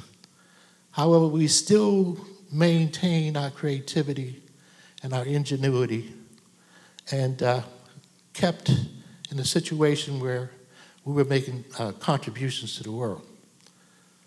The next area, they are after Reconstruction, we talk about the Civil Rights era. All the way up until Obama. But we talk about the point where we said, no more. No more. We have to stand. We have to make a stand because we can't go back. All the way up to where we just recently, I'm not going to say lost, but our esteemed president has stepped aside to be a citizen. Now, the last exhibit deals with Silicon Valley. And as Judge Ladoris Cordell was giving you some history about the early years, we need to bring that up to date and to let people know about all the contributions and creative inventions that were made by people of color in Silicon Valley. So that's what we're looking for. And I'm here to say, I'm very proud to say that our movement is alive and well. We've found a site. We've had a committee working for the last year. And we've taken a look at the AME Zion Church, which is the first black church in San Jose, which is a historical institution in and of itself. And we're looking at the design, we're looking at how we can use that particular facility. We've had conversations with local authorities who are behind us to see how we can move this project forward. So I'm just here to tell you that everything is alive, it's well, we're moving forward, and with your support, we'll get there by 2020.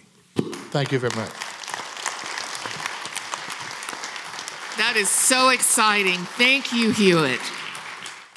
Mr. Jackson says, if you can swing, then you can do his thing. Take it away, sir.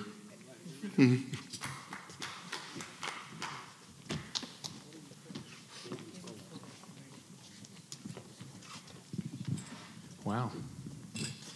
Well, we're really, really honored to be here with all of you, and I'm just really, with these legends, it's really incredible. And our fearless leader, Galvin, my goodness. Right? So we have to call you legend now, I guess. Okay. We've got a little romantic song here for you to take your mind off the rain and actually turn it to the snow. Cold snow. A 1, 2, a 1, 2, 3.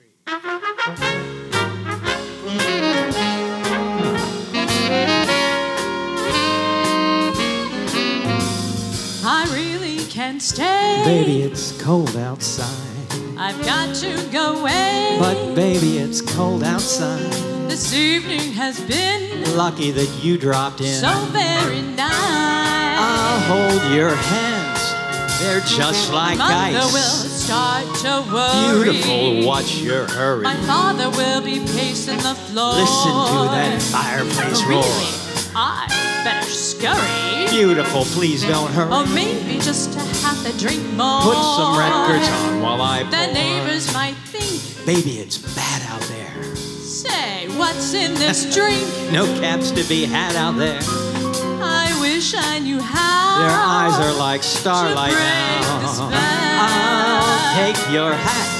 Your hair looks I swell. ought to say a no, no, no. Mind if I move in a little At closer? least I'm gonna say that I tried. Now what's the sense in hurting my pride?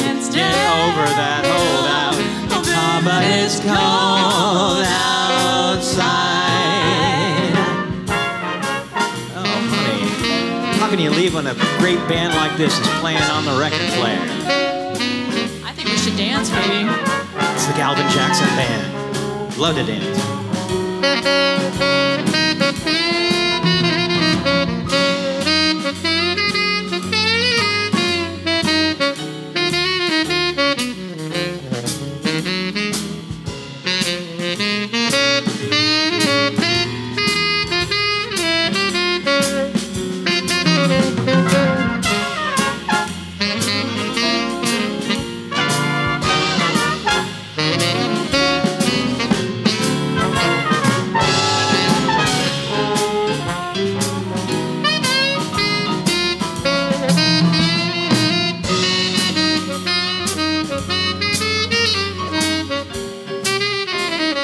Jim Staten, I think. I think you're right. Love his playing. And where were we? We were trying to get warm. Ah, yes. I simply must go. Baby, it's cold outside. The answer is no. But honey, it's cold outside.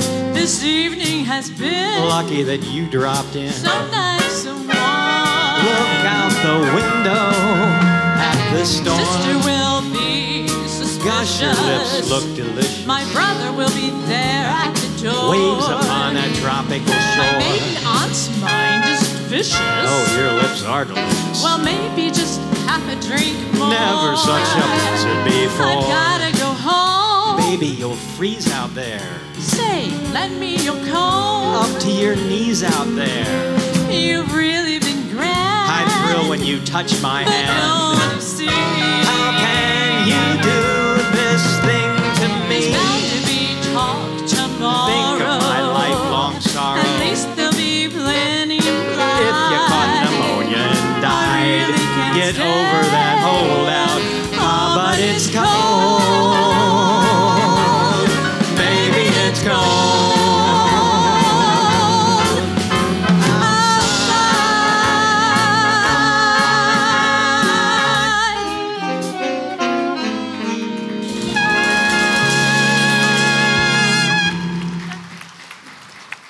Baby, it's cold outside. I'm feeling pretty warm, but he's awful persistent.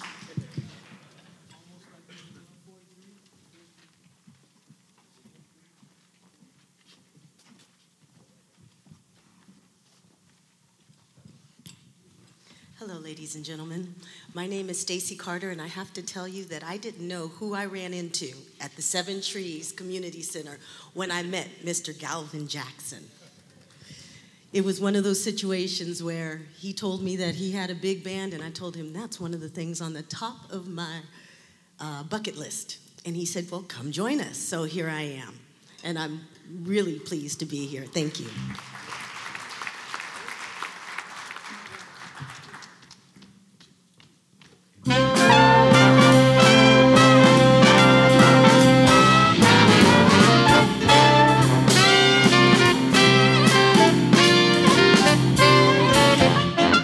What a day this has been. What a rare mood I'm in. Why, it's almost like being in love. There's a smile on my face for the whole human race. It's almost like being in love.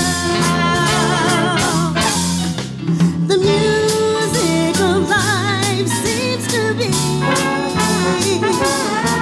like a bell that's ringing for me. And from the way that I feel when that bell starts to peal,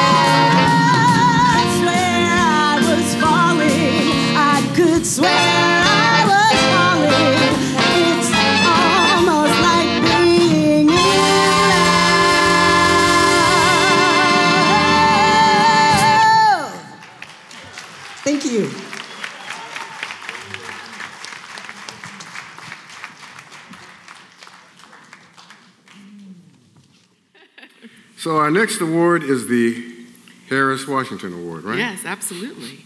Spiritual. Awarded to those members of the faith-based communities whom have led congregations, mosques, and prayer for peace and salvation, and to enhance the lives of people in the Black community. Introducing our first recipient, and he's going to come and present and receive, right? Reverend Lewis Jones? Yes, he is. He's introducing the first inductee, and then he's accepting on his behalf. And he's accepting so as he's doing well. a lot of double duty tonight. He brought us our invocation earlier. Please welcome back to the stage Reverend Lewis Jones. All right.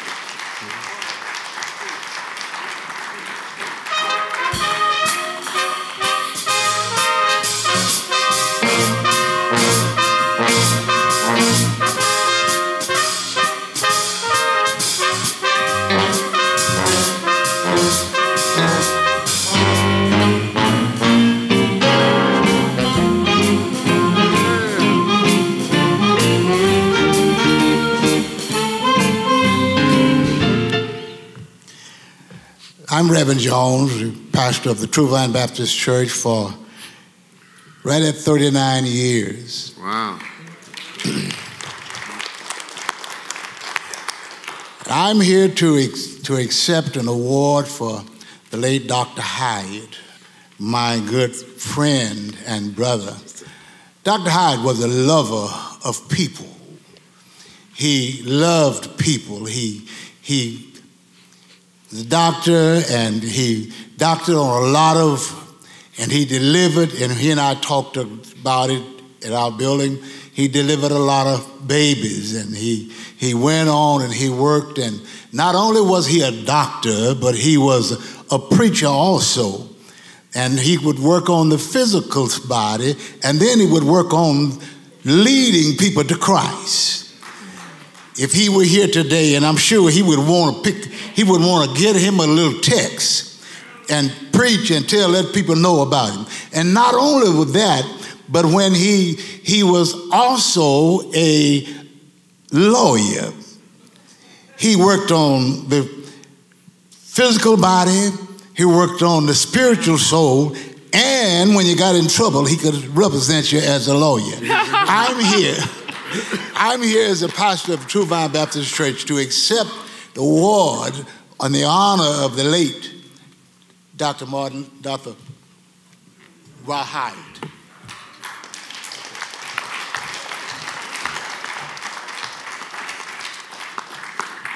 Dr. Hyatt sounds like an incredible man, so I think that deserves another round of applause. And thank you, Reverend Jones, once again. And now also doing double duty tonight, African Davis is presenting an award. Yes, hello. We doing all right? This is quite an honor for me tonight. This lady who's being inducted, before she was a friend, I was her fan. And I would listen to her every Sunday at KSOL. She would do the early morning gospel show. You remember that? Yeah. And she was there for a bunch of years, and then she moved on to KISS FM. Mm-hmm. And every Sunday, if I was awake at 5 a.m. in the morning, sometimes I was, sometimes I wasn't, I would listen to Sheila Robinson.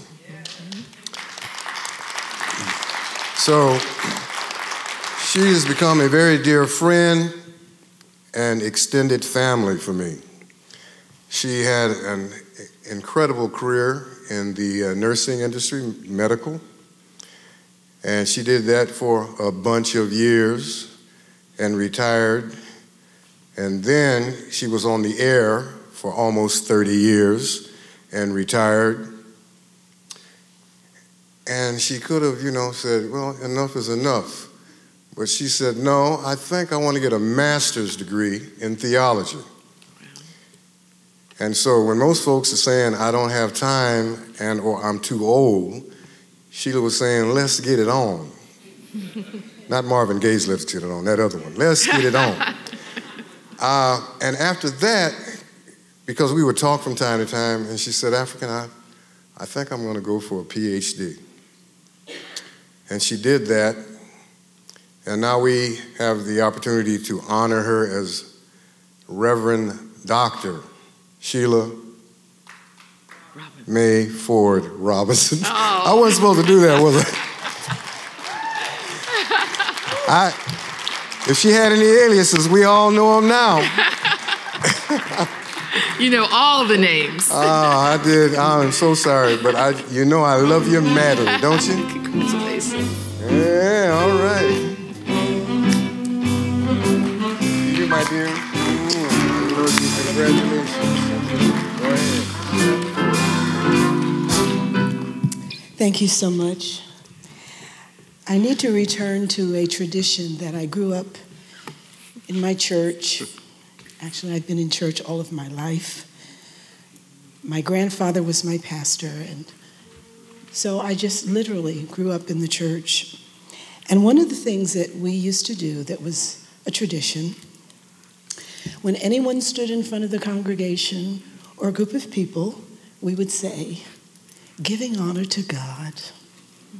And so today I return to that tradition, and I say, "Giving honor to God, who is the head and essence of my life."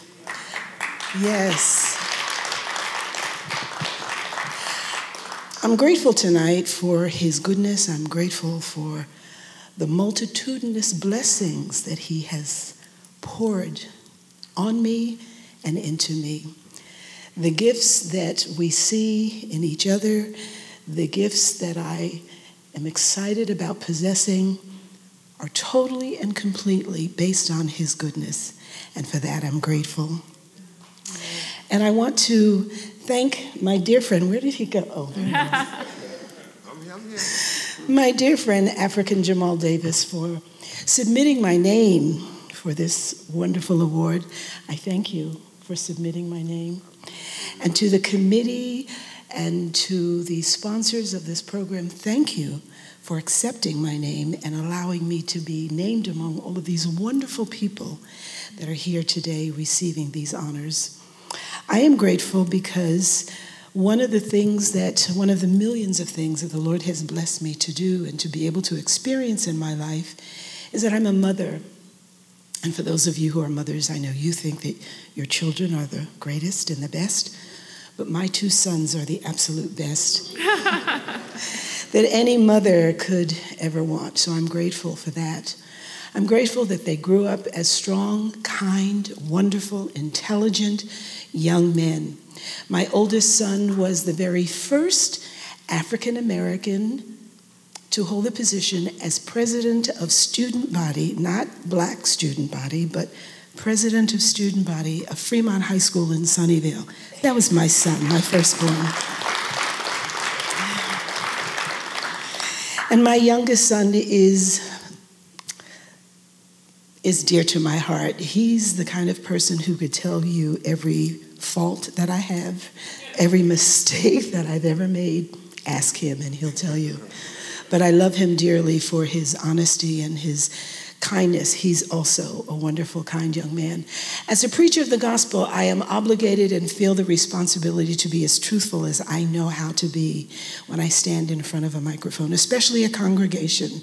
And one of the things that I share with other ministers is that if you're going to say something in front of a congregation, do not say the Bible says if the Bible doesn't say. Just say it is your thought, or you've heard it said, or it is a proverb, or whatever the case might be. So there's a responsibility in standing in front of anyone, any group of people with a microphone. And so I thank again my dear friend African and the committee for accepting my name and allowing me to share with you a little bit of my life.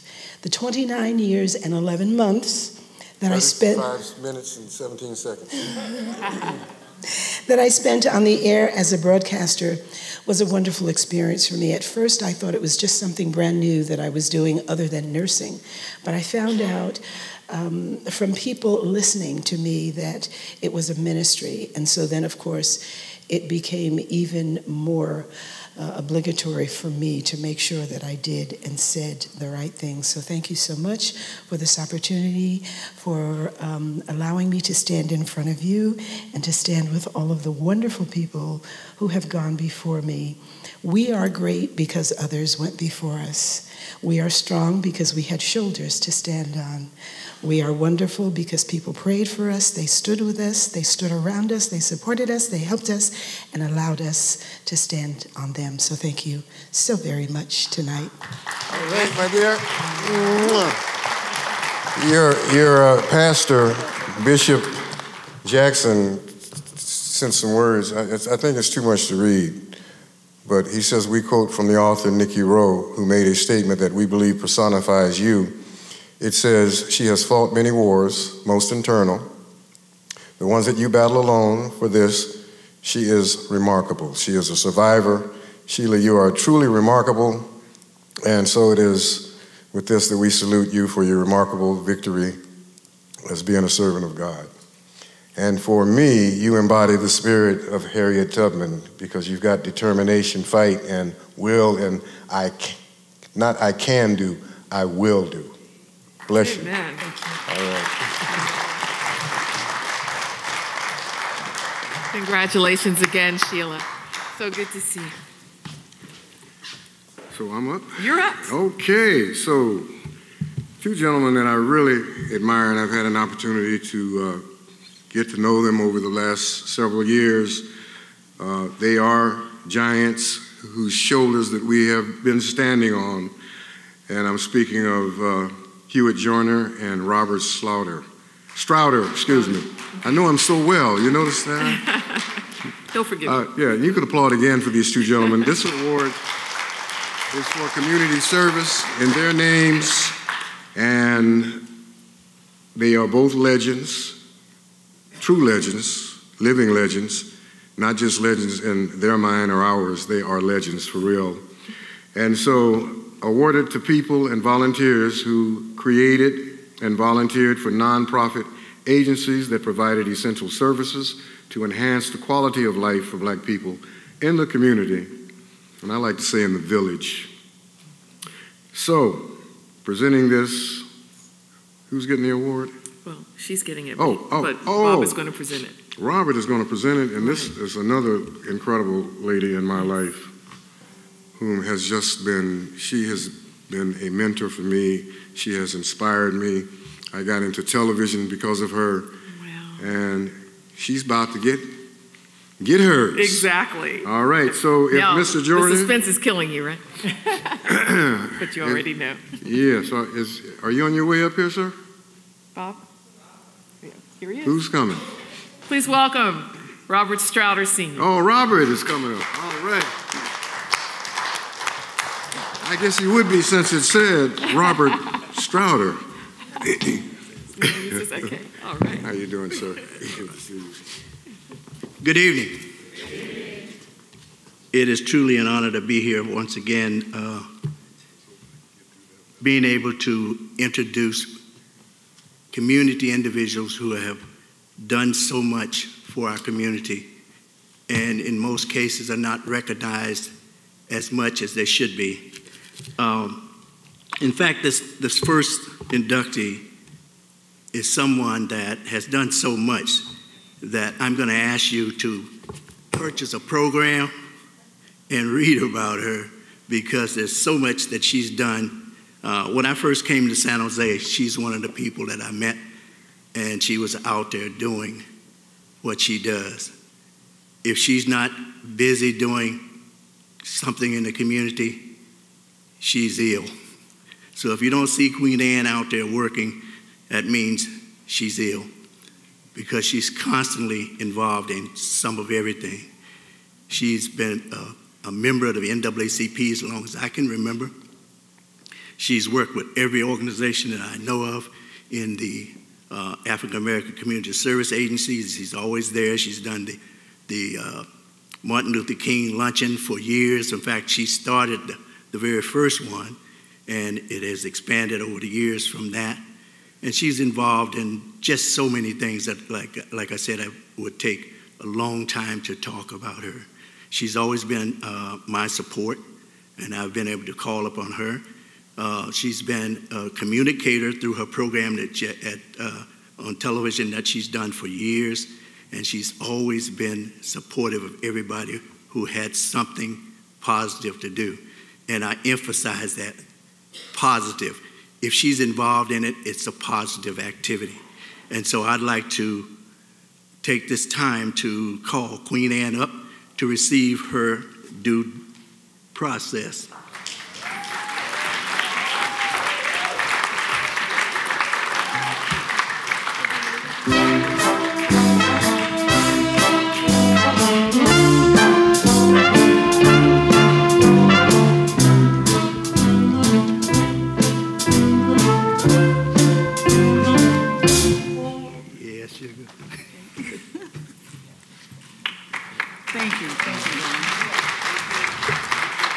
So first of all, I'd just like to thank the people who created this. It's difficult to start an organization. It takes someone who's going to be really committed for at least 10 years before it really catches on, because a lot of people just don't realize the importance of it until after they see it in existence for a long time. So I am really honored that you chose me as part of the legends. Although when I look at that picture, I wish I had that hair back, but it's changed. So, but you can't, there's no island. You can't do anything alone. So for me, it's taken my family. My sisters are here to support me, always. My friends, I brought my great-granddaughter because I wanted her to get a feel for contributing, for donating her time, her energy, her ideas. There's always something to do. And if you're going to spend your time doing anything, make it something that you can be proud of in the future. Make it something that's going to make a difference not only for yourself, but for someone else. So that's why I participate so much, because I want to do everything. And I know you can't, but if you're going to do something, make it something you love. And so I want to thank the committee again.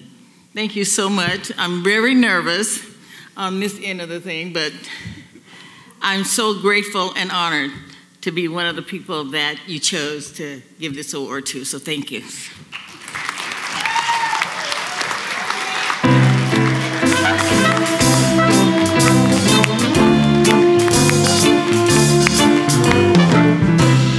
The Queen.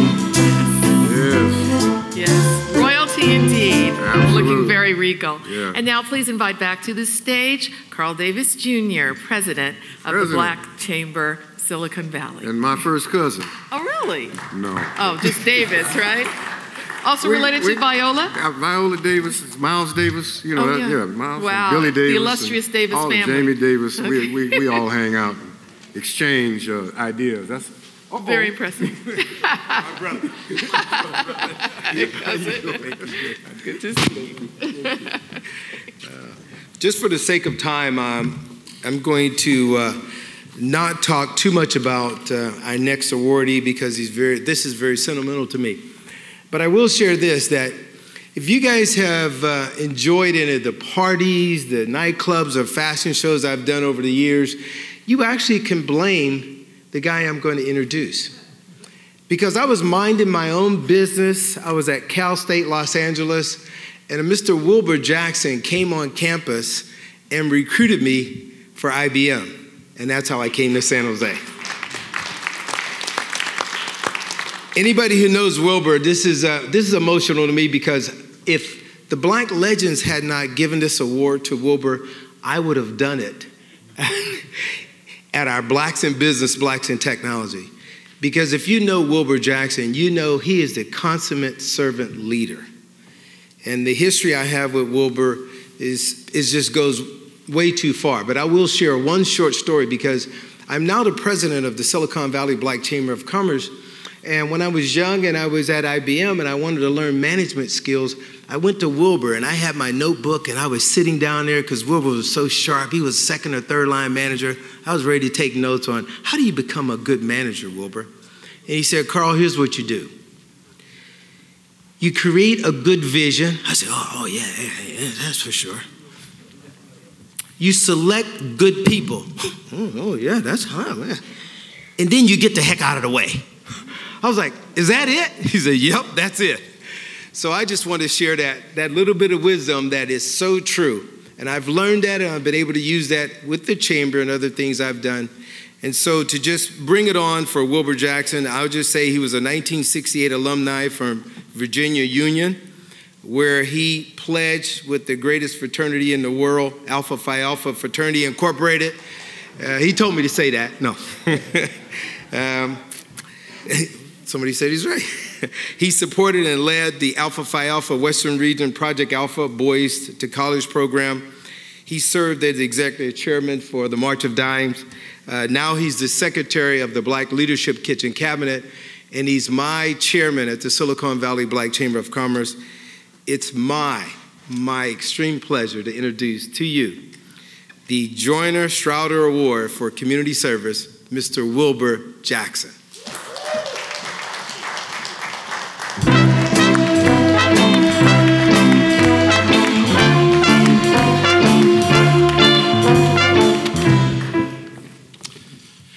Hello, I'm Wilbur Jackson's oldest son, Jesse Jackson. Unfortunately, he was unable to join us tonight, but he's sent some words for me to share with all of us. First, my father was humbled to be nominated by Councilman Charles Jones for this prestigious recognition. He thanks the organizers for accepting the nomination and is honored to accept the award. He thanks his ancestors for positioning him to take his place in the community as a humble servant. His great-grandparents were born into slavery. His grandparents completed only the 6th grade, but instilled a strong work ethic and commitment to serve their community. His parents encouraged education and love for others. This upbringing set a clear path for success and servant leadership.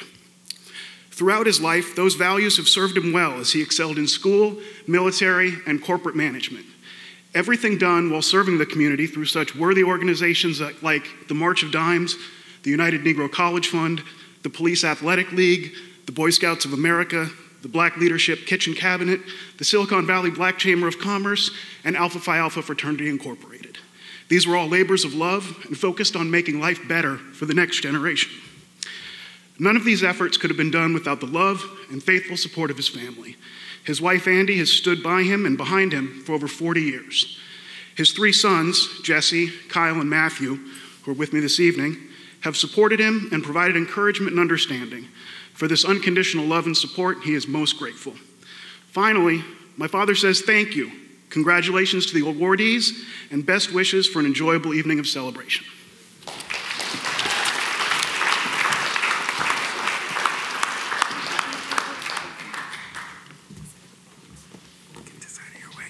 Congratulations again.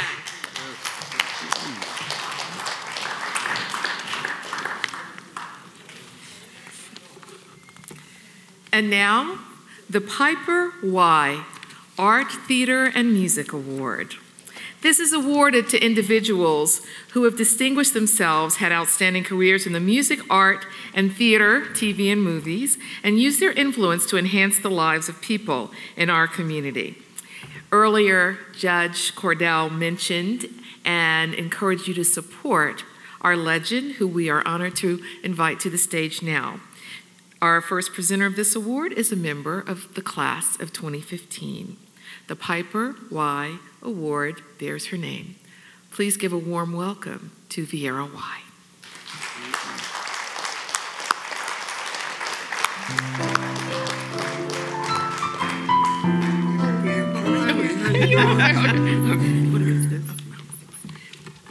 Good evening. Last year, 2015, when I received this, I was very honored and humbled to receive it, and thought, I am the youngest of these awardees, I believe. But now Eileen is the youngest legend. So Judge Ladoris Cordell kind of messed me up a little bit, and I have to respond to her and thank her from the center of my heart for her to take this platform and receiving this award and make a plea for our theater company. Is I can't thank you enough. I appreciate it. I just have to say a few words about it. It has been over 31 years. People think I do this for a living, run the theater company. I have a full-time tech job and have had I'm the president of the 100 Black Women. I do a gazillion other things, but the theater and what we do with our shows is so meaningful. It's not just entertainment, it's education, it's celebration of our culture. As many of you know, this used to be the San Jose Rep. Received millions of dollars from the city and bailout for years and years, and they're no longer here. The American Musical Theater received hundreds of thousands of dollars from their season ticket holders. They're no longer around. But we, a small little theater company that has barely 1.5 staff that mostly donate their time, have been around for 31 years. And even longer, and the award, David Piper, who I share this award in his name with, when I came to San Jose in '79, was the person who brought me in the Black Theater Workshop from San Jose and started that. So it's even been longer, and I just want to again thank you. I appreciate Cecily and Robert Johnson. You're here tonight. They have been contributors for us. They donated $1,000 to us for our last show and have continued to do that, and I appreciate you. I thank you. Judge Ladoris, I'll call it out, she wrote me a $1,000 check tonight, and I challenge you guys not to write us $1,000 checks if you cannot do that, but if you can, by all means. But if you can give $1, last week at our show, we passed around a basket and we made $600. And you know what? $600 pays our light tech, for a show. So that's what we're talking about, survival. Okay, I'll say all that and I bring to the stage to give him this award, Mr. Buddy Butler. It's spelled wrong, it says Bubby in there in the program, but it is Buddy Butler. When he came to San Jose, we met probably in '91, '92, and he's been at San Jose State since. And I'll read a little bit of his bio, but you can read. Incredible man. Buddy has been to be his resident director, some of our most fabulous shows, and we did Fences. Now the movie is out. We did a fabulous production of Fences about 10 years ago. Some of the shows he's done with Flying West, Jar the Floor, Ma Rainey's Black Bottom. He's directed all over the country. He was a member of the Negro Ensemble Company of New York, the original, founding member of the Black Theater Alliance of New York City and the Black Theater Network, directed in Seattle and Oakland Ensemble Theater, everywhere you want to name. He is a consummate director and artist. It is indeed my pleasure to honor him with this award. We have worked really, really closely. We've been through the trials and triumphs together, and I would like you to help me recognize Buddy Butler.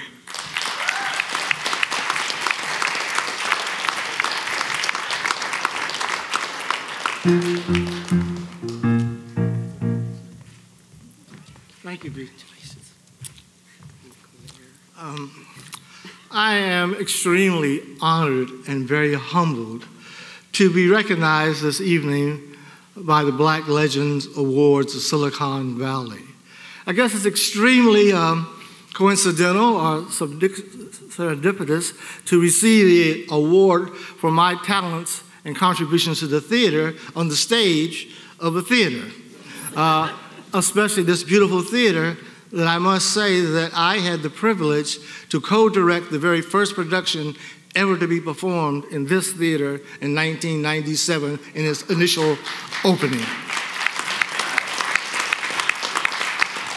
I have to first give thanks to God for blessing me with the gifts that enable me to stand before you this evening, and to my mother, who told a very young Black boy at a young age that it was okay to dream, and then persuaded him to pursue those dreams into realities.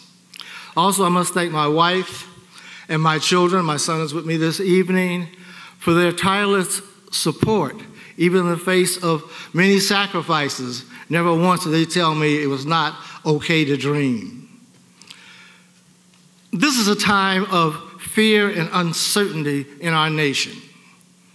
And in the face of uncertainty, we must have hope. I find that hope to be in theater. It is the shining light in the darkness. It is that beacon light that guides us towards our humanity. It is this link across humanity that theater provides that enables us to celebrate our commonalities while rejoicing in our differences, one that ignites the fire and what makes us human beings. I am very encouraged this evening by my fellow inductees to continue on that path, to stay the path, and to continue to use my talents to make a difference, and to certainly to continue to tell the stories and the lives of Black and African American so they stay center stage in our society. As a dreamer, I thank you very much.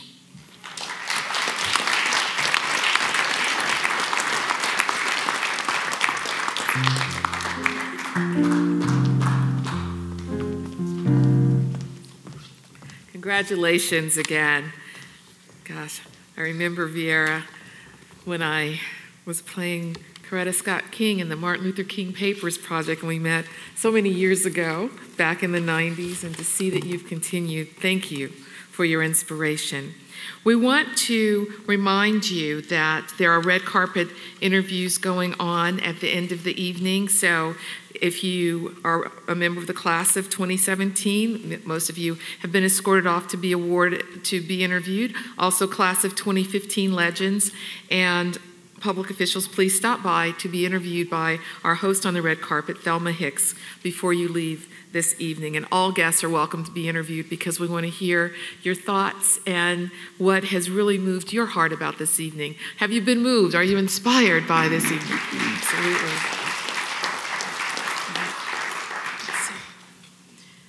And our next presenter is Dr. Ether Walker. I apologize. We've got some breaking news here. It looks like, okay. Dr. David Piper. I apologize. Legend Dr. David Piper is our next presenter. I know you were ready to present yourself, and I apologize for that. Thank you. I'm not going to move you off the mic. Thank you. Yeah, see, that's how I lost my place. This was designed for us to present from. African-American history contribution, most untalked about subject in the United States of America.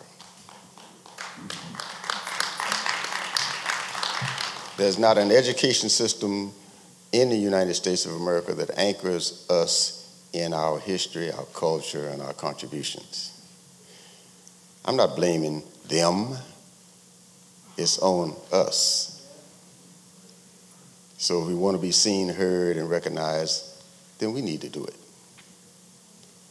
I started the San Jose Black Theater Workshop in 1972 here in San Jose under the tutelage of Dr. Willie Williams and Dr. Todd. Dr. Todd was in charge of San Jose State's theater stage, and Dr. Williams was a renowned director, writer, and play producer. Yes, Vieira and a couple of people came up under us, but the whole notion of legacy is you pass the baton. I'm saying this, and then I'm going to step down off of it and present another great person with their recognition. This young lady, she was a young lady at the time, has pursued and persevered and has demonstrated resiliency in continuing theater here in San Jose. We got to support this. This is theater right here.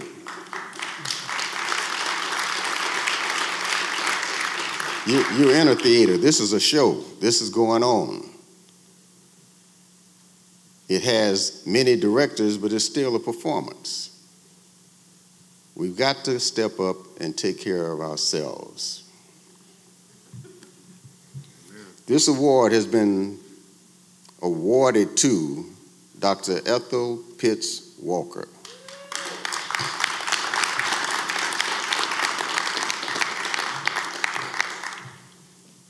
As a sign of her significant contributions made in the theater world of San Jose State University and the neighboring communities. In the past 20 years or so, I have brushed past Dr. Ethel Pitts Walker at San Jose State on different occasions, interacting with her as an everyday person, teaching everyday lessons in her everyday way. Then one day while I was hanging out in the library on the 5th floor, Dr. Martin Luther King Library, I brushed past an exhibit. This exhibit was in February of 2014. This exhibit was in this Cultural Heritage Center on the 5th floor of San Jose State and the Martin Luther King Jr. Library. And I saw this exhibit, and this particular exhibit was a portrayal of a scholar's career as a teacher, mentor, and activist. This exhibit took me into the life of Dr. Ethel Pitts Walker. I like to say that, it rings, Dr. Ethel Pitts Walker. I could see and feel the inspiration from Dr. Walker's many professional mentors, Ed Bullins, James Baldwin, George C. Wolfe, Lorraine Hansberry, August Wilson, Tazaki Shange, Lynn Nottage. That's just to name a few. If you were to be patient and grant me the next 14 hours, I could just go down the whole list. But no. Here Joan is looking at me saying, all right, boy. I was awakened to her accomplishments as an everyday person going about her everyday business in her everyday way in a system that fails to repeatedly acknowledge the scale of contributions we make to this society, let alone San Jose. So the question for me is, how can you not give credence to a person whose motto is, and I quote, "The job of a teacher is to inspire the students, to get them to care about life, take chances, get out of their environment, their comfort zone, and into a world and help make it better."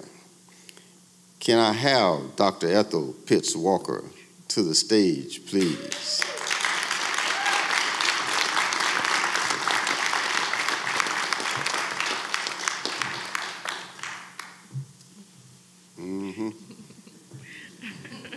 Go ahead.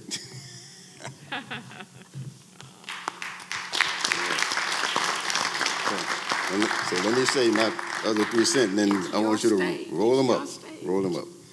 Although the exhibit of 2014 in the library has long been removed from the visible shelves of the library, I can guarantee you this award will stand on the walls of the Legend Museum for as long as the building stands, in honor of those who continually pave the way. I want to say more, but it's really not necessary, because what we are looking at is an everyday person going about their everyday business in their everyday way of making things better and not waiting on social sanction.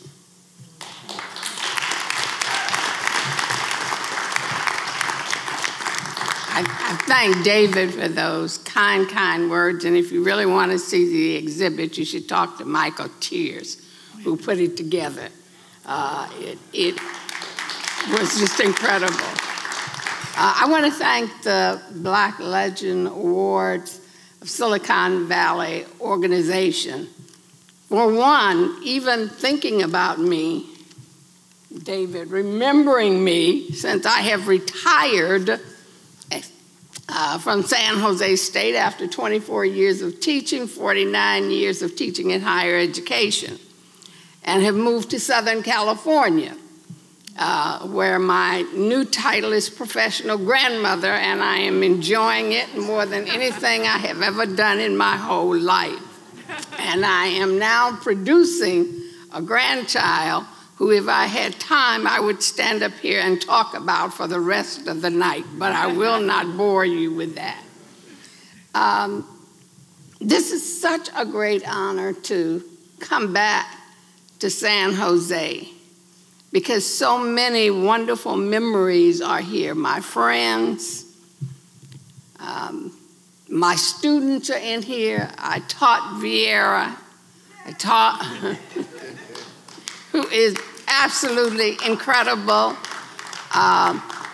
Lisa Lehman, who works here, Jim Lefevre, my dear, dear friend who's running this establishment.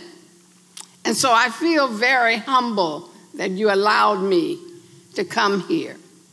I want to say it's an honor to share this award with Professor Buddy Butler, because Buddy's more than just a former colleague. Buddy is a dear, dear friend of mine. He is a soulmate. And to have me on the same stage with him is so meaningful, and it's such an honor. And I thank him for being that kind, generous, loving person. I could not stand here without saying thank you to my husband, Philip, who is here, who has given up the opportunity to be at a very special event in Los Angeles that he needs to be in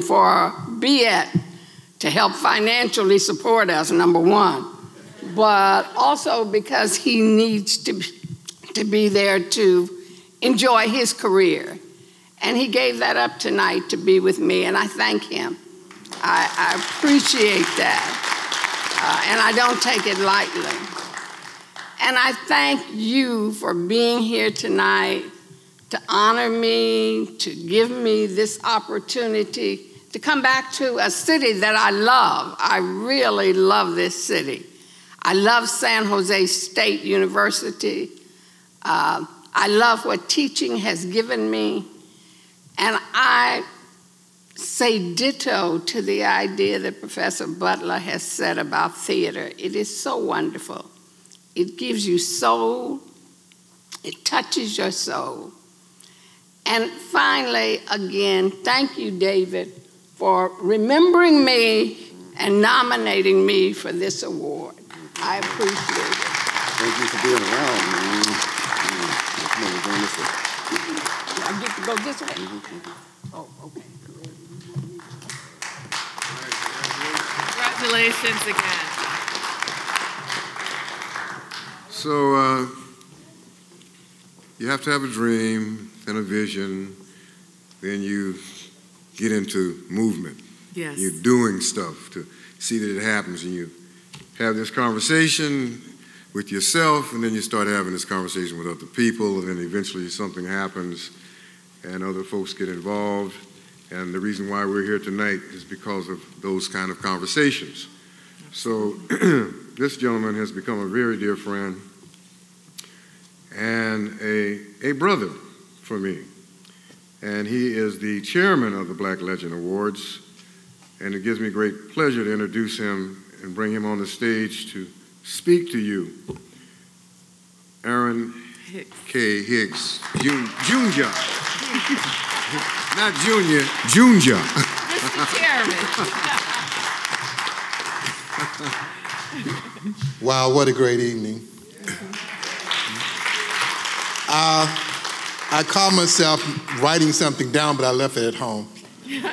So we're just going to go with it. First of all, I want to do some thank yous, because that's before I do some begging.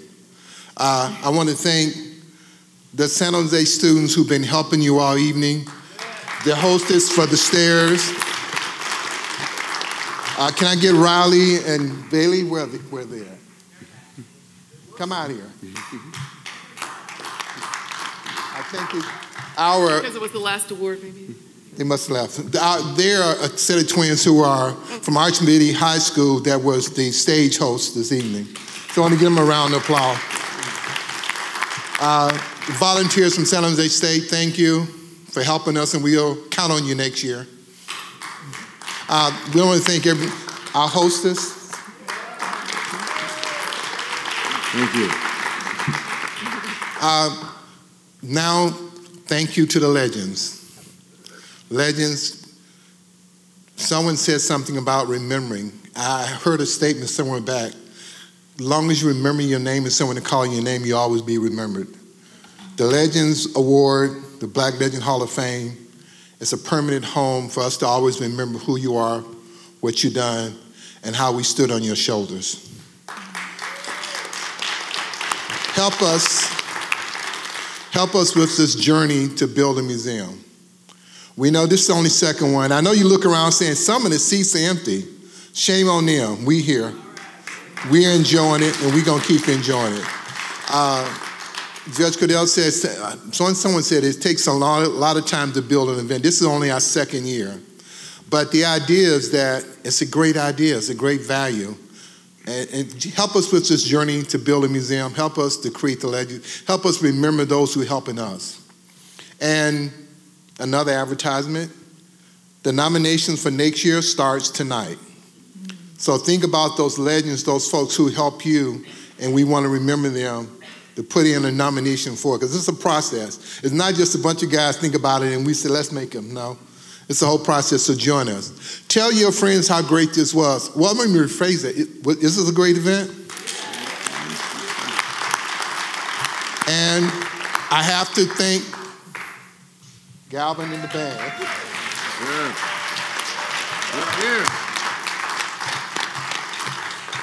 We want to thank Oracle for being one of our sponsors. As Vera always said with the Vera Advantage, it takes money, folks. We're trying to raise $5 million in the next 3 years to get the doors open. We're on a campaign to make it happen. The journey will keep continuing. We kind of have a planning committee, and the kind of first pop-up museum will be at the AME Church, one of the oldest churches in the community. So we're starting that. So the vision is alive. The vision is alive. Stay on the journey with us and keep remembering. And the other advertisement is buy the booklet. That helps. And the booklets last year sold out because they become a little reference material for you can tell someone about the legacy that you heard here. And we got it recorded. We're trying to find a way to make that work too. So let us know if you want to copy this whole visual tape. We're working on that. Anything else I can say before I? Well, we just want to say No, thank Bob. you. We want to thank you, Aaron, thank you. for all your hard work and sleepless nights. No, thank you. And your vision. There go Bob again. What's up? Surprise.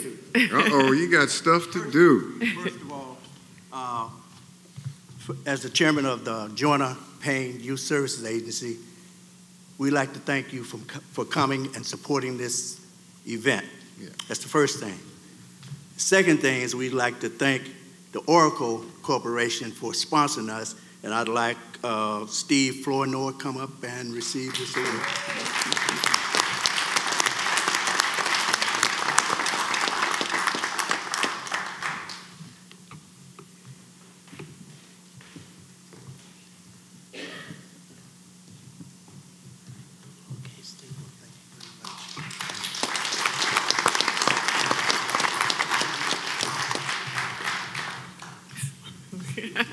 You know you did this last year. What are you? That's one of our hosts. Where your sister? Hang on, Bailey. Did you guys enjoy the music? All right, Brother Galvin Jackson and his band come up and receive your award.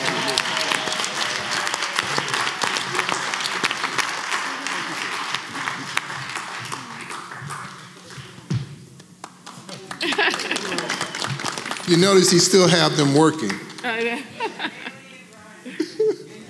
Got a little breaking news coming here. That's Bailey and Riley. Yes. Will you please come out, ladies? Yeah. Dr. David Piper from Jalea and the drummers. Yeah, come on.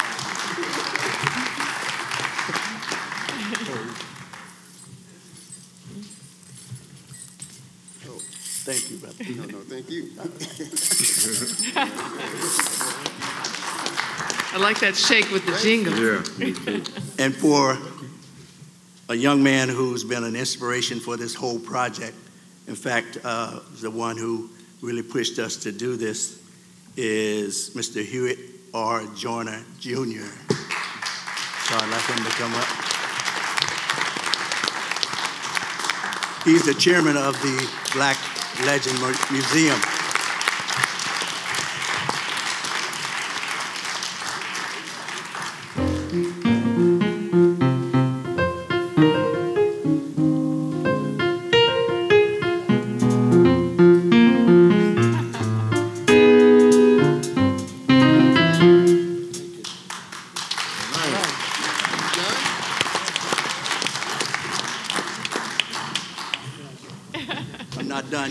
wait, there's Your more. name might be called, so just stay. Don't try to sneak out, okay? Exactly. Well, you know, this becoming a comedy show. Every year you come up with surprises. I know. I'm not going to ask a young man to come back up here. I don't know did he have to leave or not. Reverend Jones, Louis Jones.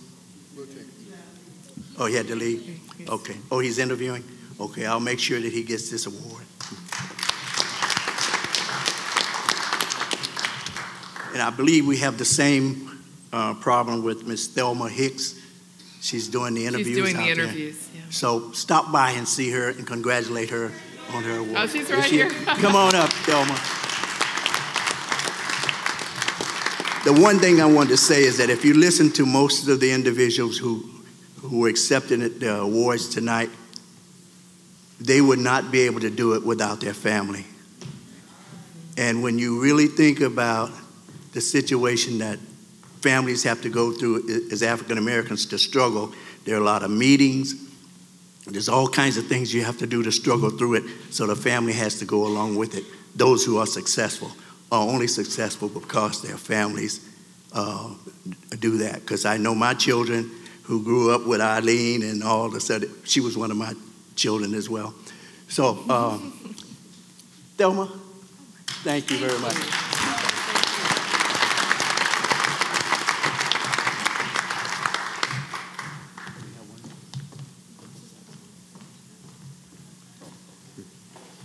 And finally, ladies and gentlemen, the hardest working man in show business.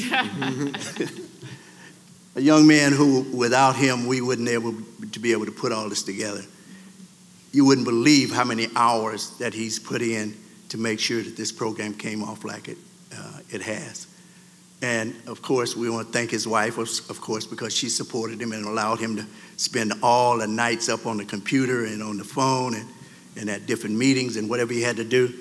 So let's give Aaron Hicks a big round of applause.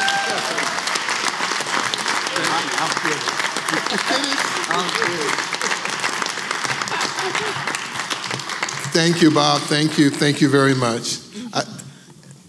Our hostess, give them a round of applause. They've been walking the building. Thank you. And they're over at Archbishop Mitty, right? Yes. Freshman, senior, what grade? Freshman's there. And you're part of Vera's program or the scholars? There she goes in the crowd again. Thank you. Now everybody's talking. This is the call and response. That just proves that this is a community program, or right. African would say, it's the village speaking. Yes, absolutely. Let's keep the village going. Let's keep the journey going. Let's make this into it was a great event because of all you legends. I'm learning more. I used to say I was a young kid on the block. I don't think that works anymore. But thank you. Commercial, there is a post reception. There is dessert reception. The bar will still be open. Stay a little while, enjoy, network, and shake the hands of the legends. And I'm going to turn it back over to the great ones. Why, thank you. Thank you, Aaron. Truly great.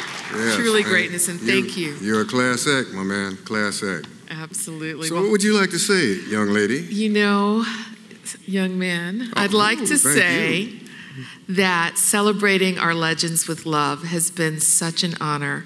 Just want to congratulate you again. And as you go forward, thank you for the inspiration, the sacrifice that you have made, and thank you for continuing to create a bridge for generations to follow. It's really been an honor to be a part of this evening.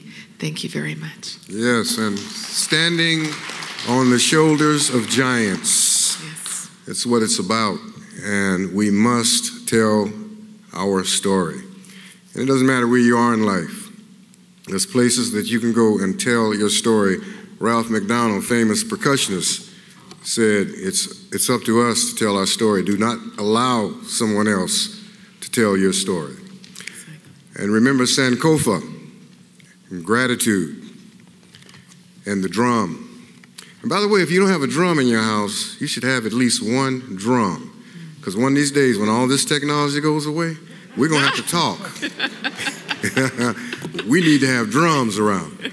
So with that said, band, would you stand up and take a bow, please? The band, give them a round of applause. Stand up. Thank you for volunteering. Thank you for your donation, your incredible talent,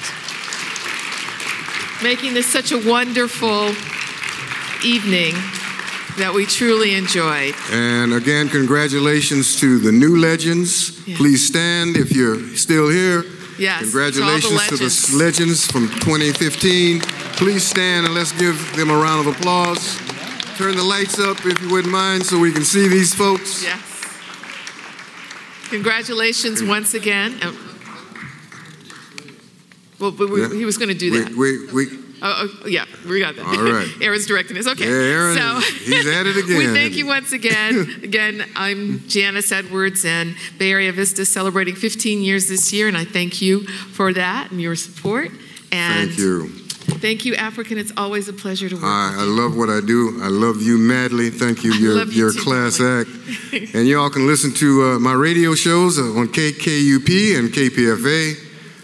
I do an incredible show. He does do an incredible show. It's off the hook. KKUP, Jazz Line, Bajaba. And some of the people you featured on there are about to perform for us now. That's right. In fact, Jalea. So is the band getting ready to play or are the drums coming out? Okay, so Mr. Jackson, take it away, sir. Yes. Good night and continue to enjoy the evening. Blessings to all.